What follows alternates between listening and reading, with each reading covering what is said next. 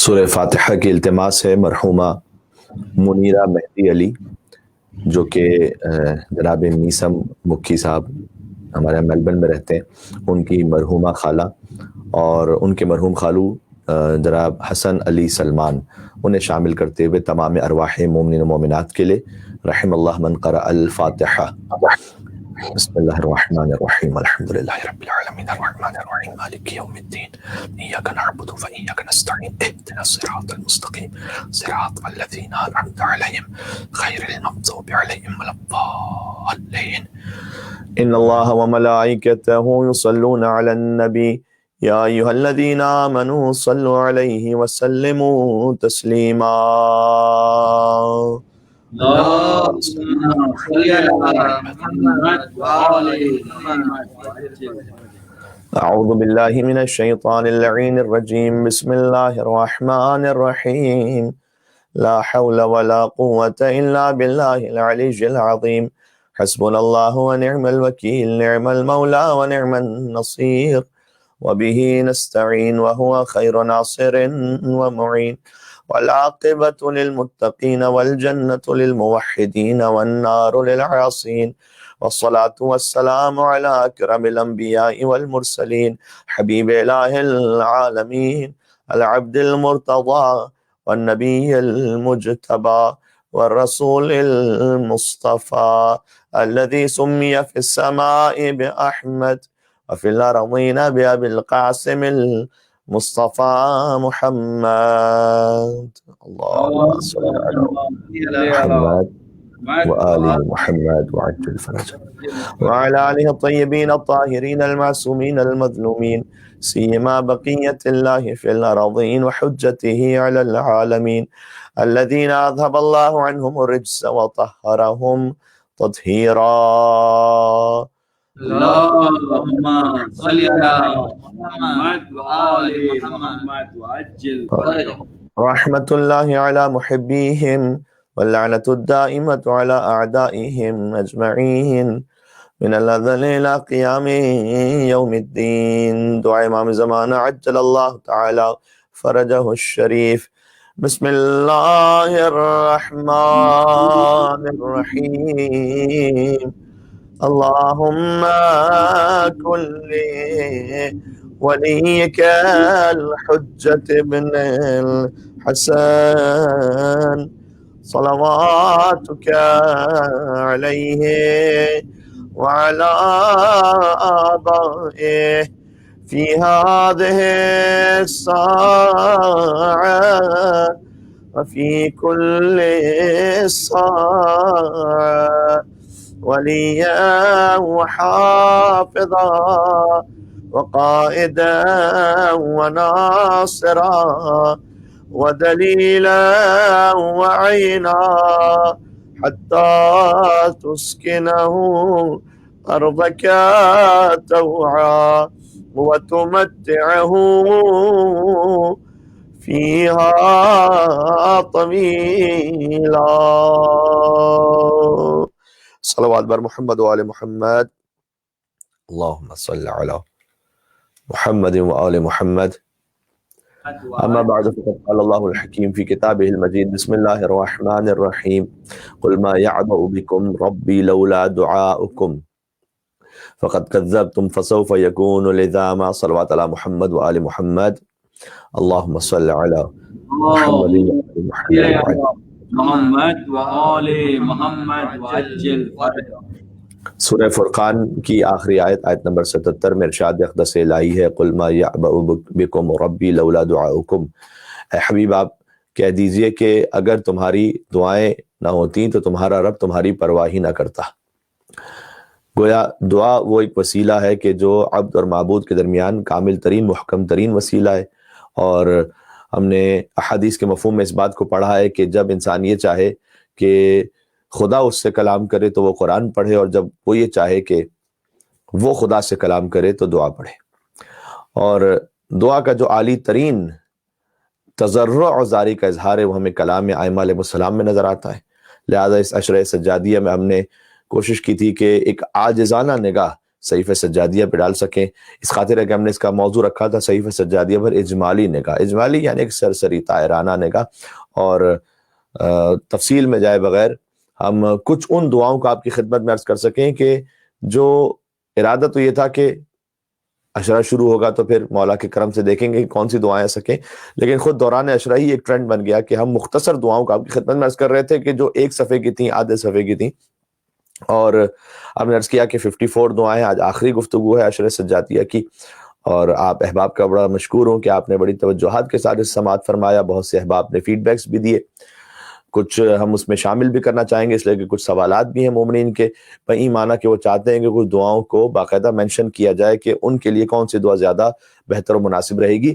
اسی خاطر ہم نے یہ مناسب سمجھا کہ 54 دعاؤں کی ترتیب وار ایک فہرست آپ کے سامنے آج میں پڑھ دوں. ہم نے دوسری مجلس میں بلکہ تیسری مجلس میں کسی حد تک اس فہرست کو عرض بھی کیا تھا، چونکہ اگر آپ ترتیب دیکھیے تو ہم نے پہلی مجلس خود مولا سید الساجدین علیہ السلام کے حالات کے حوالے سے پڑھی تھی کہ کن حالات میں امام دعائے صحیفہ سجادیہ کو ارشاد فرما رہے تھے. پھر صحیفہ سجادیہ کی کتنے کمپلیشنز ہم نے عرض کیا کہ 6 کمپلیشنز آ چکے. امام نے جو صحیفہ سجادیہ میں دعائیں ارشاد فرمائی تھیں وہ 75 تھیں، اس میں سے 21 اس وقت ہماری دسترس میں نہیں ہے، 54 ہماری دسترس میں، اور کمپلیشنز کے ساتھ ملا کر امام سجاد علیہ السلام کی دعائیں 250 دعاؤں تک تقریباً پہنچ جاتی ہیں. نہج البلاغہ اور صحیفہ سجادیہ کا ایک کمپیریزن تو لفظ غلط ہے، لیکن بہرحال ایک امتیاز ہم نے آپ کی خدمت میں عرض کیا کہ نہج البلاغہ میں امیر المومنین کا کلام ہے عام انسانوں سے، لہٰذا کلم الناس علی قدر عقولہم، وہ انسانوں سے ان کی عقلوں کے مطابق بات کر رہے ہیں. صحیفہ سجادیہ میں امام زین العابدین علیہ السلام کا کلام ہے خود رب العالمین سے، لہذا امام علیہ السلام اپنی معراج کے مطابق رب العالمین سے گفتگو کر رہے ہیں. تو ایک خاص امتیاز صحیفہ سجادیہ کو یہ بھی حاصل ہے. اور ایک اور امتیاز وہ آج ذکر کر رہا ہوں، وہ یہ کہ صحیفہ سجادیہ معصوم کا نہج البلاغہ معصوم کا کلام ہے، امیر المومنین کا. ظاہر ہے کہ اس سے مقابل کوئی اور کلام ممکن تصور نہیں ہے، لیکن بہرحال نہج البلاغہ ہے معصوم کا کلام، لیکن اسے جمع کیا ہے ایک غیر معصوم نے، سید رضی نے. آپ غور فرمائیے گا کہ امیر المومنین کا جو کلام فقط نہج البلاغہ تک تو محدود نہیں ہے، وہ تو من کلام ہی کہہ کر کئی مرتبہ مولا کا خطبہ شروع کرتے ہیں سید رضی، یعنی ان کے کلام کا ایک حصہ. لہذا ہو سکتا ہے کہ سیاق و سباق جب آپ دیکھیے تو اس میں اور مولا کا کلام آپ کو نظر آئے. لہذا نہج البلاغہ بحر علم علی کا نام نہیں ہے بلکہ کشکول سید رضی کا نام ہے. اس بحر میں سے سید رضی نے جتنا کشکول بھر لیا اس کا نام ہے نہج البلاغہ، بلاغت کا راستہ. تو نہج البلاغہ ہے معصوم کا کلام جسے جمع کیا ہے غیر معصوم نے، لیکن صحیفہ سجادیہ معصوم کا کلام ہے، امام زین العابدین علیہ السلام کا کلام، جسے جمع کیا ہے خود ایک اور معصوم نے، امام محمد باقر علیہ السلام. مل کے صلوات اور دیجیے گا محمد اور آل محمد پر. اللہم صلی علی محمد وآل محمد وعجل فرجهم. تو یہ پہلی گفتگو کا خلاصہ تھا. اور دوسری گفتگو میں ہم نے آپ سے عرض کیا کہ امام سجاد علیہ السلام کی جانب سے 3 اہم ترین متون ہم تک پہنچے ہیں. باقی احادیث بھی ہیں، لیکن جو معروف متون ہیں اور بہت اہم امام علیہ السلام کی زندگی کے حوالے سے ہم اگر اسے سبق لینا چاہتے ہیں، صحیفہ سجادیہ، رسالۃ الحقوق جس میں 51 حقوق ہیں، اور ہم نے انشاءاللہ کہا تھا کہ کبھی ہو سکا تو اس پر بھی ایک اشرا پڑھیں گے. 51 حقوق جس میں سے 9 حقوق اللہ سبحانہ و تعالیٰ کے بیان فرمائے، 5 حقوق اعمال صالحہ کے بیان فرمائے. کون ہیومن رائٹس میں سے ایسا جو یہ بتلائے کہ آنکھوں کا حق کیا ہے؟ کیا کبھی کیا ماڈرن ٹریٹیز آن رائٹس میں یہ بات ہوتی ہے کہ زبان کا حق کیا ہے، کانوں کا حق کیا ہے؟ یہ فقط حجت خدا ہی بتلا سکتے تھے، کیونکہ وہ اللہ کے نمائندے اس روئے زمین پر. تو انہوں نے بتلایا کہ اللہ سبحانہ و تعالیٰ کے کیا حقوق ہیں. 5 حقوق اعمال صالحہ کے بیان فرمائے، نماز کا کیا حق ہے، روزے کا کیا حق ہے، حج کا کیا حق ہے، صدقے کا کیا حق ہے، تحفے کا کیا حق ہے. پھر خون رشتہ داروں کے حقوق بیان فرمائے، باپ کا کیا حق ہے، ماں کا کیا حق ہے، بھائی کا کیا حق ہے، اولاد کا کیا حق ہے. پھر اس کے بعد 26 حقوق وہ بیان فرمائے کہ جو معاشرے کے دیگر افراد کے تھے. مؤذن کا کیا حق ہے، امام جماعت کا کیا حق ہے، جس سے نصیحت لی جائے اس کا کیا حق ہے، جو نصیحت لے رہا ہے اس کا کیا حق ہے، جس سے مشورہ طلب کیا جائے اس کا کیا حق ہے، جو مشورہ دے رہا ہے اس کا کیا حق ہے، اگر کسی نے ہمارے حق میں کوئی برائی کی ہے تو اس کا کیا حق ہے، اگر ہمیں کسی سے حق لینا ہے تو ہمارا کیا حق ہے، اور اگر کسی اور کو ہم سے حق لینا ہے تو اس کا کیا حق ہے. یعنی ایک عظیم الشان ہمارے پاس سمجھ لیجئے کہ چارٹر آف ہیومن رائٹس اس سے بہتر ممکن نہیں تھا جو امام سجاد علیہ السلام کی جانب سے انسانیت کو ملا. 26 حقوق ان افراد کے بیان کی جو معاشرے کے دیگر اہم افراد ہیں. رعایا کا کیا حق ہے، لیڈر کا کیا حق ہے، اور مولا سید سجاد علیہ السلام کا وہ خطبہ کہ جو شام میں ارشاد فرمایا، انہوں نے مسجد اموی میں خطبہ ارشاد فرمایا کہ جس میں امام نے اپنا تعارف کروایا کہ اوتینا ستن وفضلنا بسبع، اللہ نے ہمیں 6 فضائل عطا کیے ہیں کہ جو کسی اور خاندان کو عطا نہیں کیے، 7 ہمارے خاندان میں ایسی ہستیاں رکھی ہیں کہ ان میں سے ایک بھی کسی اور کے خاندان میں موجود نہیں ہے۔ پھر امام نے فرمایا کہ العلم والحلم والسماحہ والفصاحہ والشجاع والمحبہ فی قلوب المؤمنین، اللہ نے ہمیں جو علم عطا کیا ہے اور حلم عطا کیا ہے اور سماحت یعنی سخاوت عطا کی ہے، اور اللہ سبحانہ وتعالیٰ نے ہمیں فصاحت عطا کی اور شجاعت عطا کی ہے۔ اگر ہم نے تو نے ہمیں زنجیروں میں باندھ کے رکھ دیا، اس کا مطلب یہ نہیں کہ شجاعت حیدر کرار ہی کا حامل ہوں میں۔ اور ہم نے کتاب الکافی سے ایک چیپٹر بھی آپ کے سامنے عرض کیا تھا کہ ائمہ علیہ السلام نے ارشاد فرمایا ہے کہ ہم تمام ائمہ علم میں اور سخاوت میں اور شجاعت میں اور اطاعت میں برابر ہیں۔ مولا کائنات کا ایک الگ فضل ہے تمام ائمہ پر، رسول اللہ صلی اللہ علیہ وسلم یقیناً افضل کائنات ہیں، لیکن اطاعت میں، علم میں اور شجاعت میں ہم تمام ائمہ برابر ہیں۔ تو جو حیدر کرار علی ابن ابی طالب علیہ السلام کی شجاعت تھی بدر میں اور احد میں، خندق میں، بدر و حنین میں، وہی شجاعت امام زین العابدین علیہ السلام کے پاس ہے بلا کسی فرق کے۔ علی کی شجاعت کا عالم یہ ہے کہ حاکم شام نے یہ کہا تھا کہ علی کے مقابلے میں میدان جنگ سے فرار کر جانا بزدلی کی دلیل نہیں ہے۔ یہ جملہ پہنچا اب تک؟ ویسے فرار کر جانا بزدلی کی دلیل ہے، وہ بھی ان کے بزرگ فرار کرتے رہے، لیکن حاکم شام نے کہا کہ علی کے مقابلے میں تو بھاگ جانا بزدلی کی دلیل بھی نہیں۔ کیا کہنے، سبحان اللہ، سبحان اللہ، نعرہ حیدری پر محمد و آل محمد صلوات، اللہم صلی علی محمد و آل محمد وعجل فرجہ۔ کہ میں اب کیا ایک تھوڑا سا ترمیم کے ساتھ ایک شعر پڑھ دیتا ہوں کہ تاریخ کے میدان میں دیکھا یہ اکثر، اب سرکار کی رفتار تھی راہوار سے بہتر۔ واہ واہ، سبحان اللہ، سبحان اللہ، نعرہ خود راہوار سے بھی زیادہ تیز دوڑنے والے تھے۔ تو کہنے کا مقصد ہے کہ یہ امیر المومنین کی شجاعت ہے۔ اس شجاعت حیدری کے حامل اسی قوت اور شان اور شجاعت کے ساتھ امام زین العابدین علیہ السلام، کوئی فرق نہیں۔ تو امام نے یہ خطبہ شام میں ارشاد فرمایا، اس کے بعد کہا کہ اللہ نے ہمیں 7 ہستیوں سے ہمارے خاندان کو فضیلت عطا کی ہے۔ احمد مختار ہم میں سے ہیں، صدیق اکبر علی ابن ابی طالب علیہ السلام ہم میں سے ہیں، جعفر طیار ہم میں سے ہیں، اللہ کے شہر رسول اللہ کے شہر حضرت حمزہ ہم میں سے ہیں، حسنین کریمین سبتین علیہ الصلوۃ والسلام ہم میں سے ہیں علیہم السلام۔ اور پھر امام علیہ السلام نے کہا جو مجھے جانتا ہے وہ جانتا ہے، جو نہیں جانتا انبأت بحسبی و نسبی، میں اسے بتاتا ہوں کہ میرا حسب کیا ہے اور میرا نسب کیا ہے۔ انا ابن مکہ و منا، انا ابن زمزم و صفا، میں مکہ اور منا کا مالک ہوں، میں زمزم و صفا کا مالک ہوں، میں اس کا بیٹا ہوں کہ جس نے حجر اسود کو چادر میں رکھ کر وہاں پر پہنچایا اور حجر اسود کو نصب کیا، اور میں اس کا مالک ہوں کہ جس نے ہواؤں میں آسمانوں میں سیر کی براق پر، میں اس کا مالک ہوں کہ جس کے جنازے پر ملائکہ نے نماز پڑھی، اور میں اس کا مالک ہوں کہ جسے تم نے میں اس کا بیٹا ہوں، میں اس کا بیٹا ہوں کہ جسے تم نے کربلا میں شہید کیا۔ اور امام علیہ السلام اپنا تعارف کرواتے گئے، لم یکفر الا بطرفۃ عین، میں اس کا بیٹا ہوں کہ جس نے پلک جھپکنے کے برابر بھی کفر اختیار نہیں کیا تھا۔ یہ عظیم الشان امیر المومنین کے فضائل پہ مولا نے خطبہ ارشاد فرمایا، میں سیدہ کونین کا بیٹا ہوں، میں خدیجۃ الکبریٰ کا بیٹا ہوں، اور میں اس کا بیٹا ہوں کہ جس پر جن تاریکیوں میں گریا کرتے ہیں اور پرندے ہواؤں میں گریا کرتے ہیں۔ یہ وہ خطبہ تھا کہ جو امام سجاد علیہ السلام نے شام میں دیا۔ اس پر ہم نے دوسری مجلس میں بات کی، تیسری مجلس میں ہم نے تھوڑا سا عرض کیا صحیفہ سجادیہ کی فہرست اور اہم دعاؤں کو ہلکا ہلکا ہم نے ٹچ کیا تھا۔ اس کے بعد پھر ہم نے کوشش کی کہ ایک کے بعد ایک ہم ان دعاؤں کو آپ کی خدمت میں بیان کرتے رہیں کہ جو مختصر ہوں، لہٰذا ہم نے موت کو یاد کرنے کے وقت کی دعا کل شب جمعہ تھی، ہم نے آپ کے سامنے پڑھی، دعائے رحمت ہم نے آپ کے سامنے پڑھی، یعنی جب خشیت پروردگار دل میں ہو تو اس وقت کس کیفیت میں دعا کرنی چاہیے وہ ہم نے آپ کی خدمت میں عرض کی۔ خاتمہ بالخیر، ایمان کے ساتھ خاتمہ، وہ دعا ہم نے آپ کے تو مختلف دعائیں ہم نے آپ کے سامنے پڑھی۔ میں چاہتا ہوں کہ آج ترتیب پوری ایک فہرست آپ کے سامنے جلدی میں بیان کر دوں۔ صحیفہ سجادیہ کی 54 دعائیں، آج موضوع کا ہمیں سمیٹ لینا ہے۔ پہلی دعا خداوند عالم کی حمد و ستائش پر، دوسری دعا سید الانبیاء پر درود و سلام پر، یہ ہم نے پڑھ چکے ہیں آپ کی خدمت میں کہ حضور کی کیسے شان بیان کی امام زین العابدین علیہ الصلوۃ والسلام نے۔ تیسری دعا حاملان عرش اور مقرب فرشتوں پر درود و سلام، یہ بھی ایک پڑھنے کے لائق بڑی اعلیٰ ترین دعا ہے۔ چوتھی دعا انبیاء پر ایمان لانے والوں کے حق میں دعا۔ پانچویں دعا اپنے اور اپنے خاص دوستوں کے لیے امام نے دعا ارشاد فرمائی، یہ بھی ضرور پڑھیے گا انشاءاللہ، ہم امام کے خاص محبین میں، ان کے چاہنے والوں میں شمار ہوں، لہٰذا آپ اور ہمارے حق میں یہ دعا بن سکے۔ تو پانچویں دعا اپنے لیے اور اپنے خاص دوستوں کے حق میں امام نے ارشاد فرمائی۔ چھٹی دعا ہر صبح و شام پڑھی جانے والی دعا ہے۔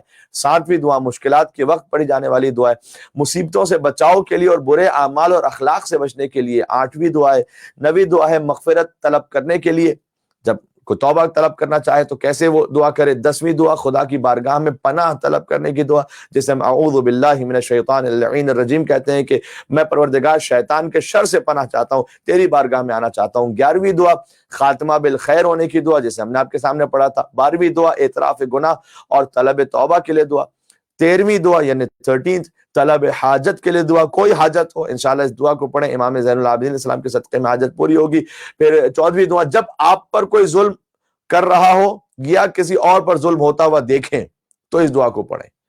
تو ان حالات میں بھی آپ اس نیت سے اس دعا کو پڑھ سکتے ہیں کہ اللہ سبحانہ و تعالیٰ ظالمین کے شر سے محفوظ رکھے مومنین کو۔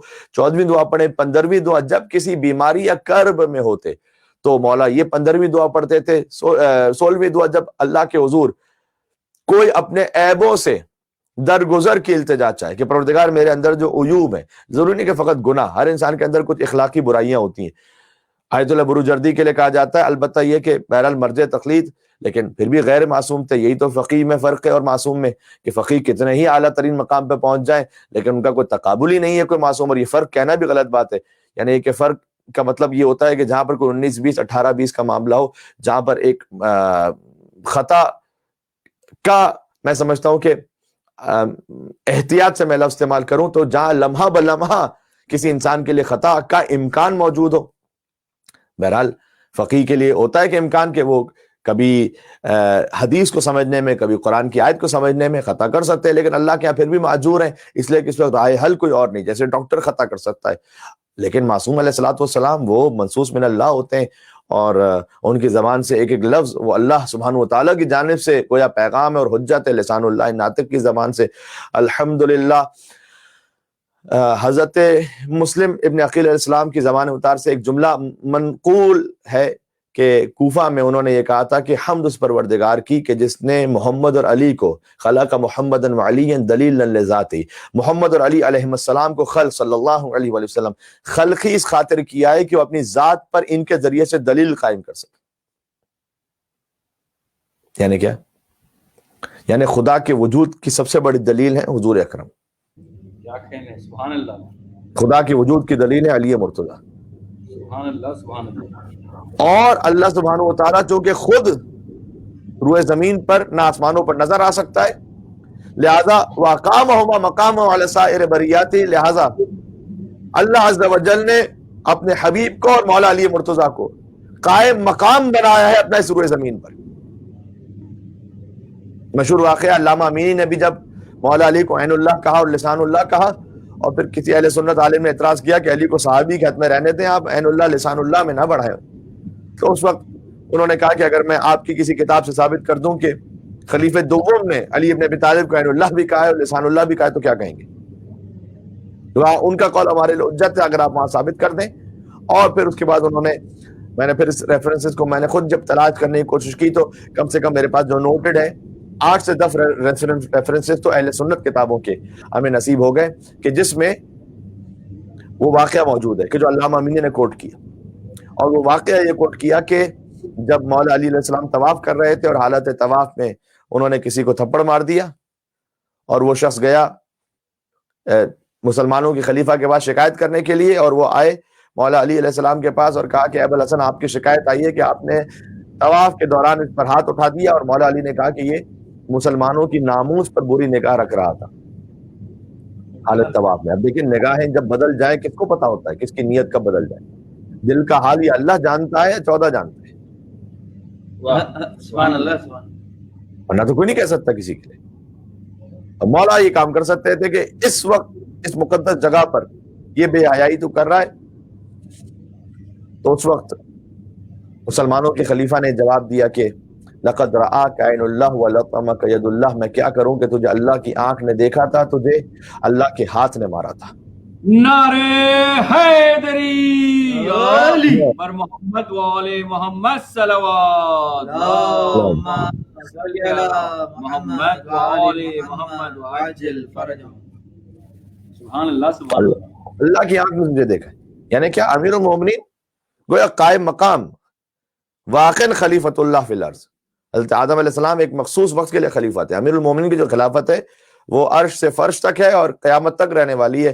اب زبان پر بار بار بہت سی روایتیں آتی ہیں لیکن روکنا پڑ رہا ہے اپنے آپ کو۔ حضرت داؤد علیہ السلام کے حوالے سے بھی روایت ہے کہ قیامت میں سوال ہوگا کہ ہمارے جو خلیفہ ہیں وہ بلند ہو جائیں، اور اس وقت حضرت داؤد بلند ہوں گے، کیونکہ حضرت داؤد کے لیے اللہ نے قرآن میں کہا ہے کہ ہم نے آپ کو جعلنا خلیفۃ فی الارض، ہم نے داؤد کو علیہ السلام کو خلیفہ بنایا زمین پر، اور اس وقت اللہ عز و جل کی آواز آئے گی کہ نہ، آپ اس وقت ہماری مراد نہیں ہے، آپ فقط زمین پر خلیفہ ہیں۔ ہم اس خلیفۃ اللہ کی بات کریں جو عرش و فرش ہر جگہ ہمارے خلیفہ ہیں، اور اس وقت امیر المومنین علی ابن ابی طالب علیہ السلام بلند ہوں گے، اور پھر خدا کا حکم ہوگا کہ اے علی، آپ اپنے محبین کو لے کر جنت میں تشریف لے جائیے۔ اور جب علی جانے لگیں گے تو بہت سے ایسے ہوں گے کہ جو کسی اور کو اپنا پیر مانتے تھے وہ ان سے کہیں گے، یہ قرآن میں سورہ بقرہ میں آج موجود ہے، استبرأ الذین اتبعوا من الذین اتبعوا وتقطعت لهم الاسباب، کہ بہت سے ایسے ہوں گے کہ جو کہیں گے کہ ہم تو دنیا میں کسی اور کو امام مانتے ہیں، تو وہ ان سے جا کے کہیں گے کہ آپ ہمیں جنت میں لے کے جائیں، وہ کہیں گے ہمیں اپنی پڑھی بھی، ہم تمہیں کہاں جنت میں لے کے جائیں۔ تو استبرأ الذین اتبعوا من الذین اتبعوا، تو جو پیروی کرنے والے تھے وہ تبرأت، وہ براءت، اسی کو تبرہ کہتے ہیں، وہ تبرہ کریں گے ان پر جن کی پیروی کر رہے تھے۔ جملہ کہتا ہوں انشاءاللہ آپ قبول فرمائیں گے، وہ کام کہ جو آپ آخرت میں کریں گے نا، ان پر تبرہ بھیجنے والا ہم دنیا میں آلریڈی کر رہے ہیں۔ سبحان اللہ، سبحان اللہ، سبحان اللہ، سبحان اللہ۔ تو آخرت کی لیٹ کرنے کی کیا ضرورت ہے؟ وہاں برات کا اظہار کرتے، وہاں تو پھر پچھتانے کے علاوہ کوئی اور چارہ نہیں ہوگا، یہاں پر اپنا عقیدہ درست کریں۔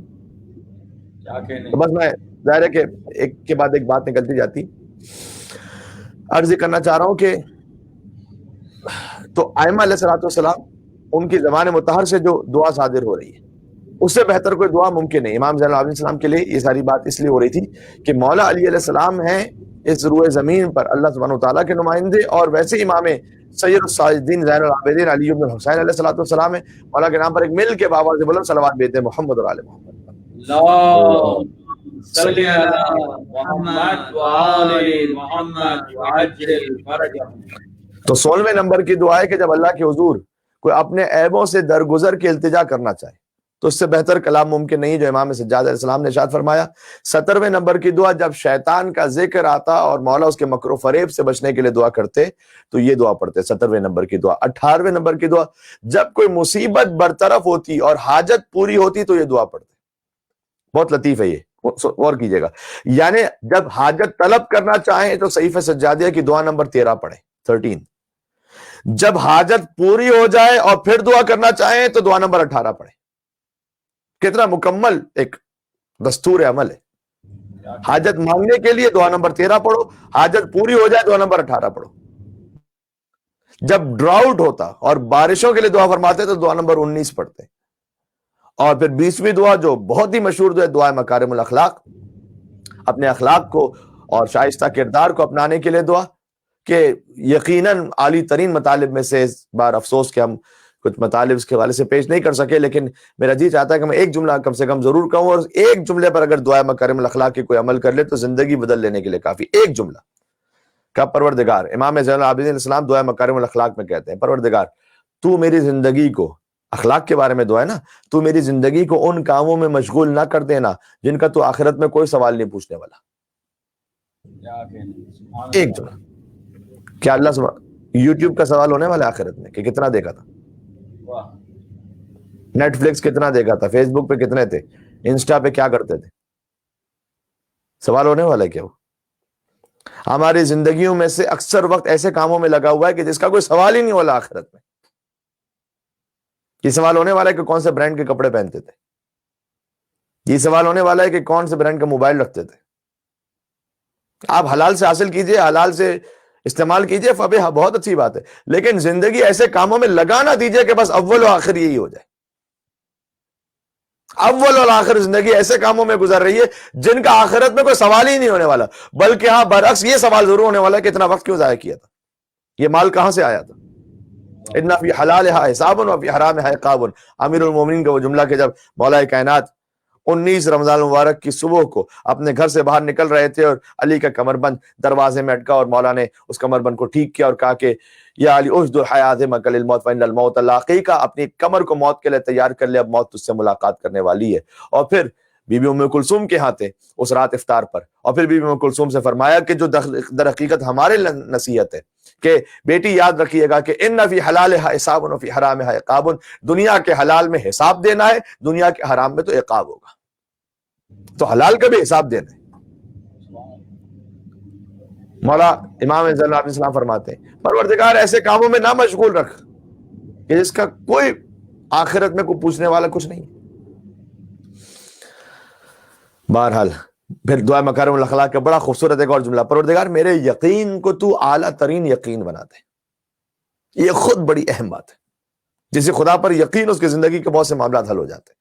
حدیث میں آیا کہ یقین وہ اعلیٰ ترین دولت ہے جو انسانوں میں سب سے کم تقسیم ہوئی ہے، یعنی ایمان بھی زیادہ تقسیم ہوا ہے، یقین اس سے بھی کم تقسیم ہوا ہے۔ بہت سے ایمان والے ہیں لیکن وہ یقین والے نہیں ہیں، تو اس یقین کی کیفیت کو لے کر آنا یہ بھی اخلاق کے لیے بڑا ضروری ہے۔ یقین ہو جائے انسان کو کہ جب تک خدا کا اذن نہ ہو کوئی میرا کوئی بگاڑ نہیں سکتا، اور جب تک خدا کا اذن نہ ہو میں کتنی کوشش کر لوں مجھے کچھ حاصل ہو نہیں سکتا۔ یہ یقین ہو جائے، یقین فرمائی زندگی سکون میں آ جاتی ہے انسان کی۔ پھر انسان کوشش پوری کرتا ہے لیکن ریگریٹ کوئی نہیں ہوتا اسے، پھر اسے افسوس کوئی نہیں ہوتا۔ یہ یقین کی منزل۔ تو امام نے فرمایا کہ پروردگار میرے یقین کو افضل ترین یقین بنا دے۔ علی ابن ابی طالب علیہ السلام تو یقین کی معراج پر ہیں کہ لو کشف الغطاء لمزدت تو یقینا و ایمانا، اگر زمین و آسمان کے حجاب علی کے نگاہوں سے ہٹ جائے، علی کے یقین میں اتنا عالی ترین ہے کہ نہ ایمان میں اضافہ کوئی ہونے والا نہ یقین میں اس لیے کہ گنجائش بچی نہیں ہے۔ سبحان اللہ سبحان اللہ، نعرہ حیدری، محمد وعلی محمد صلوات، اللہم صلی علی محمد۔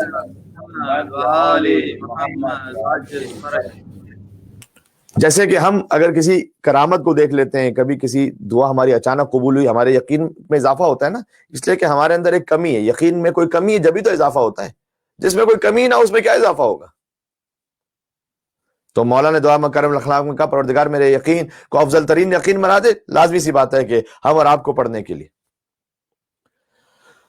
بہرحال دعا نمبر 20 یہ تھی دعا مکارم الاخلاق۔ صحیفہ سجادیہ کی دعا نمبر 21، جب کسی بات پر غمگین ہوتے مولا تو یہ دعا پڑھتے۔ ہر انسان کی زندگی میں کہیں نہ کوئی غم آتا ہے، غمگین ہے، ڈپریس نہ ہو، صحیفہ سجادیہ کی دعا نمبر 21 پڑھیں، آپ کے دل کو قرار ملے گا، سکون ملے گا۔ اور یہ وہ باتیں ہیں کہ جن میں سے اکثریت میں تجربے کے بنیاد پر آپ کو پہنچا رہا ہوں۔ ایک تو امام نے کہہ دیا کافی ہے، باقی ہم کس قطار اور شمار میں ہماری کیا اوقات ہے، لیکن یہ کہ نہیں، ایک مرتبہ جب آپ خود اس پروسیس سے گزر جاتے ہیں تو آپ اور وہی، کیونکہ ہمارا یقین کم ہوتا ہے بڑھ جاتا ہے یقین۔ انشاءاللہ آپ اس زندگی میں شامل کیجئے۔ میں تو کہتا ہوں کہ اگر صحیفہ سجادیہ سے ایک انسیت، محبت، الفت ہی پیدا ہو جائے تو اس عشرے کے لیے حاصل ہے وہ بس پورا۔ پھر دعا نمبر 22، جب شدید مشکلات میں ہوتے تو یہ دعا پڑھتے، بہت بڑے کرائسس اگر آ جائے دعا نمبر 22 پڑھیں صحیفہ سجادیہ کی۔ دعا نمبر 23، طلب عافیت کے لیے اور عافیت پر شکر ادا کرنے کے لیے یہ دعا پڑھتے۔ یہ عافیت جس پر ہم نے آپ کے سامنے اس دعا کو تو پورا عرض کیا تھا اور اس کے ترجمے کو بھی کافی حد تک پیش کیا تھا، دعائے عافیت۔ اب بہت اہم دعا نمبر 24، والدین کے حق میں دعا فرماتے تو یہ دعا پڑھتے۔ بہت دل تھا کہ میں یہ دعا بھی آپ کے سامنے پوری پڑھوں، لیکن اشرا ختم ہو رہا ہے اور اب گنجائش نہیں بچی۔ دعا نمبر 25، اولاد کے حق میں دعا فرماتے تو یہ دعا پڑھتے۔ ایک محترمہ نے ہمیں ای میل کیا ہے کہ آئی تھنک دبئی سے ای میل یا واٹس ایپ انہوں نے کیا ہے کہ ان کے جب بیٹی کی ولادت ہوئی تو وہ جینیٹک کوئی ایشو تھا اور بڑا ریئر کیس ہے یہ، اور بڑا سخت ظاہر ہے والدین کے لیے اس کو سہنا، لیکن وہ کہہ رہی ہیں کہ الحمدللہ رب العالمین، اب یہ کہ ہم آہستہ آہستہ اس چیز کو یوں ایکسیپٹ ہم نے کیا ہے کہ اللہ کی رضا پر ہم راضی ہیں۔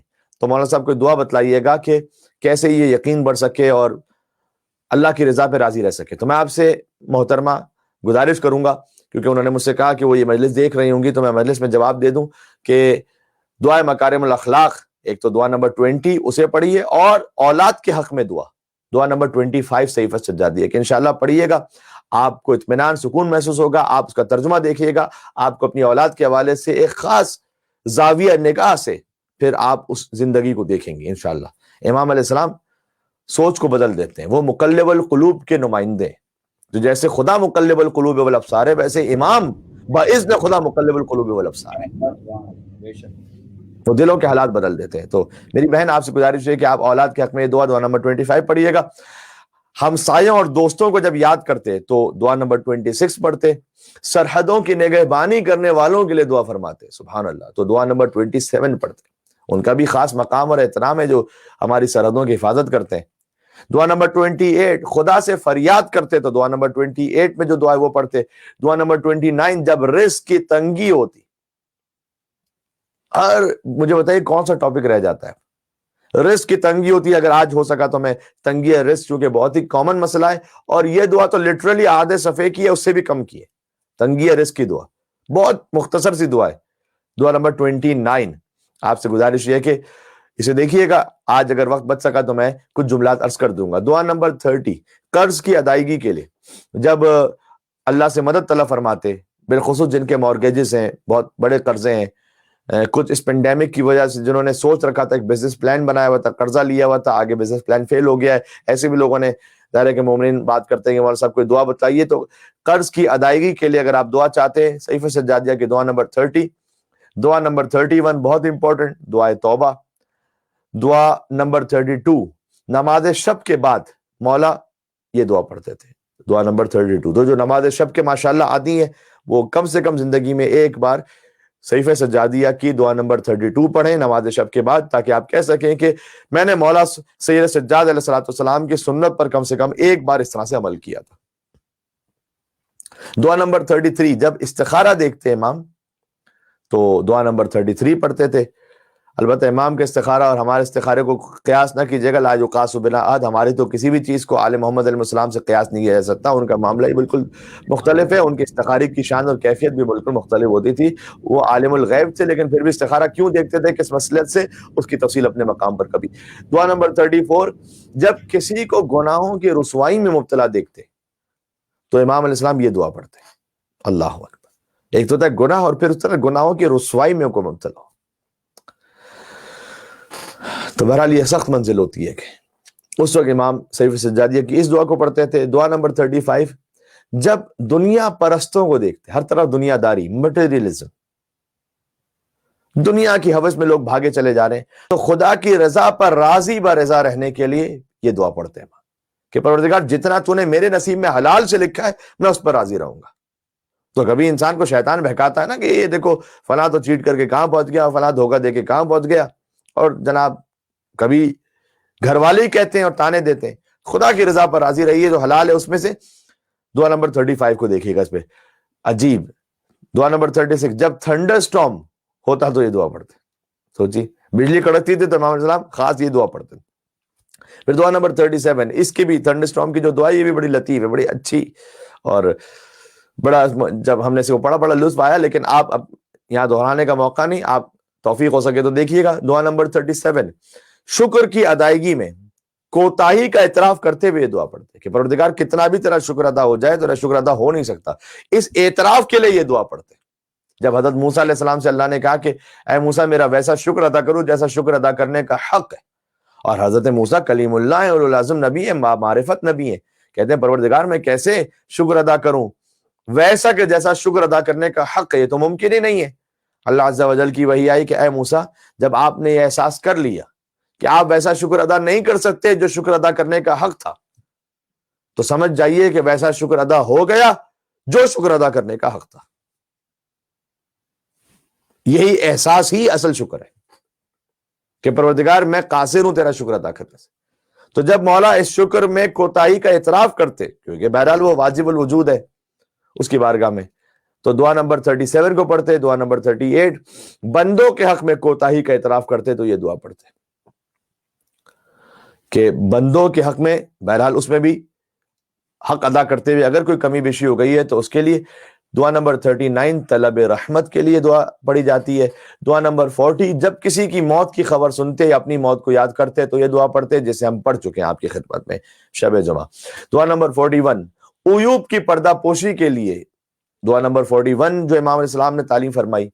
دعا نمبر 42 ختم قرآن کی دعا بہت اہم. ماشاءاللہ قرآن کی تلاوت کا ذوق بڑھتا چلا جا رہا ہے مومنین میں، بہت اچھی بات ہے. ينبغي للمسلم ان يقرأ 50 آیہ فی کل یوم او لیلہ. حدیث میں ہے کہ ایک مسلمان کے لیے سزاوار ہے کہ دن میں روزانہ کم سے کم 50 آیتوں کو پڑھے. 50 آیتیں مجھے اور آپ کو روزانہ پڑھنی چاہیے. یہ ایک مسلمان کی شان کے مطابق ہے، واجب کی بات نہیں کر رہا میں کہ واجب ہے باقاعدہ، مسلمان کی شان کے مطابق ہے. اور جو 50 نہ پڑھ سکے تو ایک اور حدیث میں آیا کہ ہمیں احادیث سے سہارا لے کر بات کرنی چاہیے. دیکھیے ایک اور حدیث میں آیا کہ کم سے کم 10 آیات کو جو پڑھ لے تو اللہ اسے غافلین میں شمار نہیں کرے گا. غافلین، غفلت میں پڑے ہوئے. 10 آیتوں کو تو کم سے کم رکھیے اپنے ٹارگٹ میں تاکہ اللہ سبحانہ وتعالیٰ غافلین میں شمار نہ کرے. یعنی یہ نہیں کہ اس کی التفات ہی نہیں اس کا خدا کی طرف، غفلت میں چلا گیا. تو جب قرآن ختم ہو انشاءاللہ، جب قرآن پڑھتے رہیں گے روزانہ 50 آیتیں پڑھیں گے تو انشاءاللہ بہرحال ایک وقت آئے گا قرآن ختم ہوگا. رمضان مبارک میں قرآن ختم ہوتا ہے. ختم قرآن کی دعا دعا نمبر 42 صحیفہ سجادیہ کی چاند دیکھنے کی دعا. آج شب یکم سفر چاند دیکھنے کی دعا ہے. 43 44 دعا ماہ رمضان المبارک کا جب استقبال فرماتے تو یہ دعا پڑھتے، اور 54 جب ماہ رمضان ودا ہوتا تو پھر یہ دعا پڑھتے ہیں. سبحان اللہ. دعا نمبر 46 جب نماز عید الفطر سے واپس آتے یعنی فارغ ہوتے تو یہ دعا پڑھتے، اور ہر جمعے کو بھی یہ دعا پڑھتے. آج جمعے کا دن گزرا ہے تو عید الفطر پہ بہرحال امام بھی یہ دعا پڑھتے تھے اور جمعے کے دن بھی یہ دعا پڑھتے تھے. پھر دعائے روز عرفہ ایک معرکۃ العرہ دعا ہے. دعائے عرفہ امام حسین علیہ السلام کی، ایک دعا ہے امام سیل الساجدین علیہ السلام کی. دعا نمبر 47 دعا نمبر 48 عید الاضحیٰ کی دعا یعنی عید قربان کی، اور روز جمعہ بھی پڑھتے تھے لہذا روز جمعہ کی 2 دعائیں ہو گئی. دعا نمبر 48 بھی روز جمعہ کی ہے اور دعا نمبر 46 بھی روز جمعہ کی. آپ سے گزارش ہے کہ کبھی نہ کبھی سے پڑھیے گا. اختتام کر رہا ہوں بس فہرست کو. دعا نمبر 49 دشمنوں کے فریب سے بچنے کے لیے دعا. دعا نمبر 50 خوف خدا کے سلسلے میں دعا. دعا نمبر 51 خدا کی بارگاہ میں گڑ گڑاتے ہوئے جب دعا فرماتے تو دعا نمبر 51 پڑھتے. دعا نمبر 52 خدا سے اصرار کے ساتھ جب کوئی شے طلب فرماتے. ایک ہوتا ہے ایک دعا مانگتے ہیں آپ حاجت کے لیے، ایک مرتبہ ہوتا ہے بہت اصرار کرتے ہیں پروردگار یہ بہت مجھے عطا فرماتے، بس اس کے بغیر یعنی گویا سکون نہیں مل رہا. یہ میں اپنی زبان میں کہہ رہا ہوں، امام علیہ السلام کے لیے نہیں، نعوذ باللہ من ذالک. لیکن جب طلب کے ساتھ اصرار فرماتے تو پھر دعا نمبر 52 کو پڑھتے. دعا نمبر 53 خدا کی بارگاہ میں عجز و انکساری کے اظہار پر 53 نمبر دعا پڑھتے، اور دعا نمبر 54 غموں سے نجات کے لیے آخری دعا یہ پڑھتے. یہ فہرست تھی جو ہم نے آپ کے سامنے صحیفہ سجادیہ کا اجمالی تعارف اس موضوع پر عرض کی. آخری مجلس میں فہرست اس لیے سنائیے کہ دوسری اور تیسری مجلس میں بھی فہرست کا ایک حصہ سنا چکا تھا، لیکن اب ہمیں موضوع کو چونکہ ایک طرح سے ریپ کرنا ہے لہٰذا آخری مجلس میں گنجائش نہیں تھی کہ میں بہت ساری دعاؤں کو آپ کے سامنے پڑھتا، یا حتیٰ ایک دعا کو بھی جو طولانی ہے وہ بھی پڑھتا، ممکن نہیں تھا. دعائے رزق میں نے کہا صحیفہ سجادیہ سے وَكَانَ مِن دُعَاءِ علیہ السلام اذا قطر علیہ الرزق. جب رزق کی تنگی ہو جاتی تو امام علیہ السلام یہ دعا پڑھتے جو ابھی آپ کے سامنے پڑھ رہا ہوں. اس کا ترجمہ اللہم انک ابتلینا فی ارزاقنا بسوء الظن. پروردگار تو نے ہمیں رزق کے ڈاؤٹ فل ہونے سے ایک امتحان میں مبتلا کیا ہے. بہت خوبصورت ہے یہ جملہ. لیکن اگر کنفرم ہوتا کہ بھائی ملنا ہی ملنا ہے تو پھر وہ امتحان نہیں ہوتا، پھر وہ اللہ پر توکل، آزمائش، حرام کی طرف نہ جانا، حلال راستے پر رہنا، یہ ساری آزمائشیں نہ ہو پاتی. اللہ نے جو رزق کے ملنے میں ڈاؤٹ رکھا ہے، اللہ نے رزق پورا بھیجا ہے اتنا زیادہ وافر مقدار میں کہ پوری انسانیت کے لیے کافی. لیکن جو رزق کی تقسیم ہے وہ بطور امتحان انسانوں کے پاس ہے کہ دولت سکڑ کر آ جائے کہیں پر، یا یہ کہ نہیں انسانوں میں تقسیم ہو. اس کے لیے پھر طریقہ کار بتائے، خمس ہے، زکوٰۃ ہے، صدقہ ہے، مالی واجبات ہیں، مستحب چیریٹی کا بے انتہا ثواب بتلایا گیا. اور چیریٹی بگنز ایٹ ہوم، سب سے پہلے گھر والوں کے ساتھ. اگر بہن کسی مشکل حالت میں، بھائی کسی مشکل حالت میں، چچا، ماموں، پھوپھی، خالہ، ان کو دیکھیے سب سے پہلے، ان تک پہنچنے کی کوشش کیجیے، بالخصوص انڈیا میں ہمارے مومنین، جو کہ پاکستان کے بھی حالات خیر بہتر نہیں ہے کوئی اتنے زیادہ معاشی طور پر، لیکن انڈیا میں اور زیادہ غربت کے حوالے سے پینڈیمک کا جو معاملہ اس وقت کافی زیادہ کووڈ-19 سے لوگ پریشان، حیدرآباد دکن کے مومنین بالخصوص وہ شاید اس وقت شدید تکلیف میں ہے وہاں پر. لیکن ایک اچھی بات یہ ہے کہ حیدرآباد دکن کے مومنین ساری دنیا میں پھیلے ہوئے، میلبرن میں ہے، سڈنی میں ہے، کینیڈا، امریکہ، یورپ، مسقط میں. تو آپ سے گزارش یہ ہے کہ ان مومنین کی کہ جو آپ کے وہاں پر آپ کے گاؤں میں کہیں اور موجود ہیں، ضرور ان کا خیال رکھیے. تو چیریٹی بگنز ایٹ ہوم. تو امام علیہ السلام نے ارشاد فرمایا دعائے رزق کا پہلا جملہ کہ پروردگار جو تو نے ڈاؤٹ رکھا ہوا ہے کہ یہ رزق ملے گا کتنا نہیں، چانس لوں میں نہ لوں، کیا کروں، یہ سب چیزیں نا اس میں امتحان ہے. وفی آجالنا بطول الامل حتی التمسنا ارزاقک من عند المرزوقین. اور پھر اس کے بعد جب تھوڑا سا رزق ڈیلے ہوتا ہے اور ہماری آرزویں بڑھتی ہیں، یہاں تک کہ ہم ایسا نہ ہو کہ التماس کرنے لگیں تیرے رزق کو ان سے جو خود تجھ سے رزق مانگتے ہیں. ایک مرتبہ ہوتا ہے بزنس کرنا یا کہیں جاب کرنا، وہ مسئلہ نہیں ہے، وہ شرعاً حلال ہے، جائز ہے. لیکن رزق کی التماس اور سمجھنے یہ لگنا کہ رزق ہمیں یہ دے رہا ہے، نہ، یہ تو خود اللہ سے لے رہا ہے. اللہ نے جیسے وسیلہ بنایا ہے، اپنے معاملات کو ان کے سپرد کیجیے. وابتغوا الیہ الوسیلہ، پہنچنے کے لیے وسیلہ تلاش کرو. قرآن کی آیت، معروف آیت ہے، اس پہ بس جب اہل بیت سے عداوت ہو تو پھر کہیں نہ کہیں سے کوئی بات لے کر آتے ہیں. ہم نے اس کو میڈیا میں پڑھا بھی تھا کہ وابتغوا الیہ الوسیلہ بہت کلیئر آیت ہے قرآن میں. بعد میں اس پر بعض مسلمانوں نے یہ کمنٹ کرنا چاہا کہ جناب اس وسیلے سے مراد تو نماز ہے اور روزہ ہے اور مالی اور واجبات ہیں اور عبادات ہیں، یہ کہاں آپ محمد اور آل محمد کو لے آئے، اہل بیت اطہار کو وسیلے کے طور پر. ان سے اتنی گزارش ہے، اگر وہ میری بات سن رہے ہیں تو ان سے اتنی گزارش ہے کہ اللہ نے کہا وابتغوا الیہ الوسیلہ، مجھ تک پہنچنے کے لیے وسیلہ تلاش کرو. نماز کو کون سا تلاش کرنے کی ضرورت ہوتی ہے؟ سبحان اللہ جل. بات پہنچ گئی ہے؟ روزے کو کہاں تلاش کرنا پڑتا ہے آپ کو؟ بے شک بے شک. لیکن صحیح خلیفۃ اللہ کو تلاش کرنا پڑتا ہے منافقین کے درمیان سے.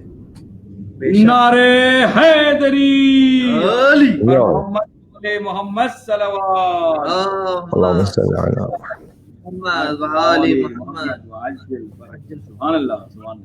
وہ اللہ نے تلاش کرنے کے لیے کہا. تو اگر آپ سے ابھی بات میں کوئی کہے یہ کہ یہاں تو وسیلے سے مراد اعمال ہیں کہ نیک اعمال انجام دو، تو نیک اعمال کو تلاش کون کرتا ہے؟ کہاں تلاش کرنے نیک اعمال؟ کمال کر رہے ہیں آپ. نماز تو ہم 5 فرض نمازیں روزانہ پڑھ رہے ہیں، اس میں کون سی تلاش ہے؟ تلاش تو کسی شخصیت کو کرنا پڑتا ہے، اور پھر ہمیں ممتاز کرنا پڑے گا مومنین کو منافقین سے، اور پھر ان مومنین کا بھی جو امیر ہے علی ابن ابی طالب علیہ السلام. بات پہنچ رہی نا؟ تو میں یہ کرنا چاہ رہا ہوں، آج کہہ رہے ہو زیارت عاشوراء نہ پڑھو، کل کہو کہ سورہ منافقون بھی نہ پڑھو. کیونکہ بات اب ماشاءاللہ کھل کے سامنے آتی چلی جا رہی ہے. جو ہدایت طلب کرنا چاہتا ہے اس کے لیے بڑا اچھا موقع ہے، البتہ سخت ہے مومنین کے لیے ویسے، لیکن جو ہدایت طلب کرنا چاہتا ہے بڑا کھل کے موقع اس کے سامنے. تو امام علیہ السلام نے فرمایا کہ پروردگار تو رزق میں اگر ہم کوئی ڈیلے بھی ہو جائے تو میں اپنی کوشش ضرور کروں، جن کے ساتھ میرا کام کاج ہے ان کے ساتھ مل کر ایفرٹ ضرور کروں، لیکن بہرحال رزق مجھے تو ہی دینے والا ہے. دعا مکارم الاخلاق کا ایک جملہ یاد آ گیا کہ پروردگار میرے وسعت رزق کو، امام نے فرمایا، جب میں بوڑھا ہو جاؤں اس وقت زیادہ قرار دینا. کتنا پریکٹیکل ہے کہ اس وقت کسی کا محتاج نہ رہوں، وہ رزق کی وسعت کو اس وقت زیادہ مجھے عطا فرمانا. دعا مکارم الاخلاق میں یہ بھی فرمایا پروردگار اس وقت تک عمر عطا فرما، طول عمر، کہ جب تک تیری اطاعت میں بسر ہو رہی. ہم ویسے معمولا طول عمر کی دعا کرتے ہیں، پروردگار طول عمر عطا فرما. طول عمر تو شیطان کے پاس بھی ہے، فقط طول عمر کام کی تھوڑی ہے. ایک اگرچہ کہ طول عمر کی دعا احادیث اور روایات میں ہے، لہذا سے مانگنا چاہیے، چونکہ آئمہ علیہ السلام نے ہمیں سکھلایا. لیکن لازمی سی بات ہے کہ اس طول عمر سے مراد وہ زندگی ہے کہ جو صراط مستقیم پر اللہ کی راہ میں بسر ہو رہی. اور چونکہ امام نے، کیونکہ ایک دعا دوسری دعا کو بھی سمجھا رہی ہے نا، جیسے قرآن کی ایک آیت دوسری آیت کو سمجھا رہی، اسی دعا مکارم الاخلاق میں امام نے کہا کہ اور پروردگار اگر زندگی تیری نافرمانی کی طرف جانے لگے تو اس سے بہتر ہے کہ مجھے موت دے دے. پھر طول عمر بہتر نہیں ہے، پھر موت بہتر ہے. سبحان اللہ. بے شک بے شک. تو ایک عالم دین کا اچھا جملہ تھا، وہ کہتے تھے کہ خدا سے فقط، وہ اپنے بات سمجھانے کے لیے خدا سے، ایک ہوتا ہے طول، ٹھیک ہے، ایک ہوتا ہے عرض، ٹھیک ہے نا، ایک ہوتی ہے لینتھ، ایک ہوتی ہے ویڈتھ. طول لمبائی، عرض یعنی چوڑائی. تو کہتے تھے کہ خدا سے فقط طول عمر نہ مانگو، عرض عمر بھی مانگو. سبحان اللہ. ایک لمبی عمر ہے لیکن کسی کام کی نہیں. اس سے بہتر مثلا کیا ہے، 70 برس کی عمر شیخ صدوق کی، کام ایسا کر کے گئے کہ جو آج تک جاری ہے. ملا جاز الفقیر اور کتاب التوحید، عیون اخبار الرضا. سبحان اللہ. علل الشرائع ایک سمندر. شیخ مرتضی انصاری عمر ہے 70 80 برس 60 برس کی، کام ایسا کر کے گئے شیخ عباس قمی کے آج ہر حرم اس کے بکس کے ریکس مکمل نہیں ہوتے جب تک وہاں پر مفاتح الجنان نہ موجود ہو. کیا کہنے ہیں. سبحان اللہ سبحان اللہ. تو فقط طول عمر نہیں، عرض عمر بھی. اچھا مولانا صاحب، ہم تو کوئی عالم ایسے نہیں کہ ہم کوئی کتاب لکھیں گے یا کوئی تقریریں کر کے جائیں. علامہ رشید ترابی صاحب علی اللہ مقام، آج تک ان کی تقریریں سجدہ ہے، یقین ہے، لوگ استفادہ کر رہے ہیں. علامہ طالب جوہری صاحب علی اللہ مقام مرحوم، ان کو کہتے ہوئے مرحوم کلیجہ دل منہ کو آتا ہے، کیا کہا جائے. ان کی محفلوں سے بہت کچھ سیکھنے کا ہمیں شرف حاصل ہوا تھا. لیکن بہرحال جب احمد مرسل نہ رہے کون رہے گا. تو علامہ طالب جوہری صاحب کے بلاؤ کعبہ، ان کی تقاریر سے لوگ استفادہ کرتے رہیں گے. تو ایسے جو افراد ہوتے ہیں، لیکن اگر کوئی فرض کیجئے کہ ایک عالم دین بئی معنی نہ ہو کہ وہ کچھ لکھ رہے ہیں یا کچھ تقاریر پڑھ رہے ہیں، تو مولانا صاحب ہماری طول عمر کے ساتھ عرض عمر کیا ہوگی؟ وہ جو لائف کی فقط کوانٹٹی نہیں کوالٹی بھی ہو. ایک سادہ سال بتا رہا ہوں، اپنی اولاد کی اچھی تربیت ایسے کر کے چلے جائیں کہ وہ موالیان محمد اور آل محمد میں سے ہو. سبحان اللہ سبحان اللہ. اس کے لیے تو باقاعدہ کوئی امامے والا ہونا ضروری نہیں نا. یہ اگر آپ نے کر لیا اور انشاءاللہ اس نے آنے والی نسل کو حیدر کا محب بنا لیا علیہ الصلوۃ والسلام، جب تک نسلوں میں محبان حیدر کرار آتے رہیں گے، ثواب آپ تک پہنچتا رہے گا. سبحان اللہ سبحان اللہ. ٹھیک ہے. ادب اولادکم علی حب علی ابن ابی طالب. جابر ابن عبد الانصاری مدینہ کی گلیوں میں گھوم پھر کر کہا کرتے تھے، اے مدینہ والوں، اپنے بچوں کی تربیت کی بنیاد علی ابن ابی طالب کی محبت پر رکھو.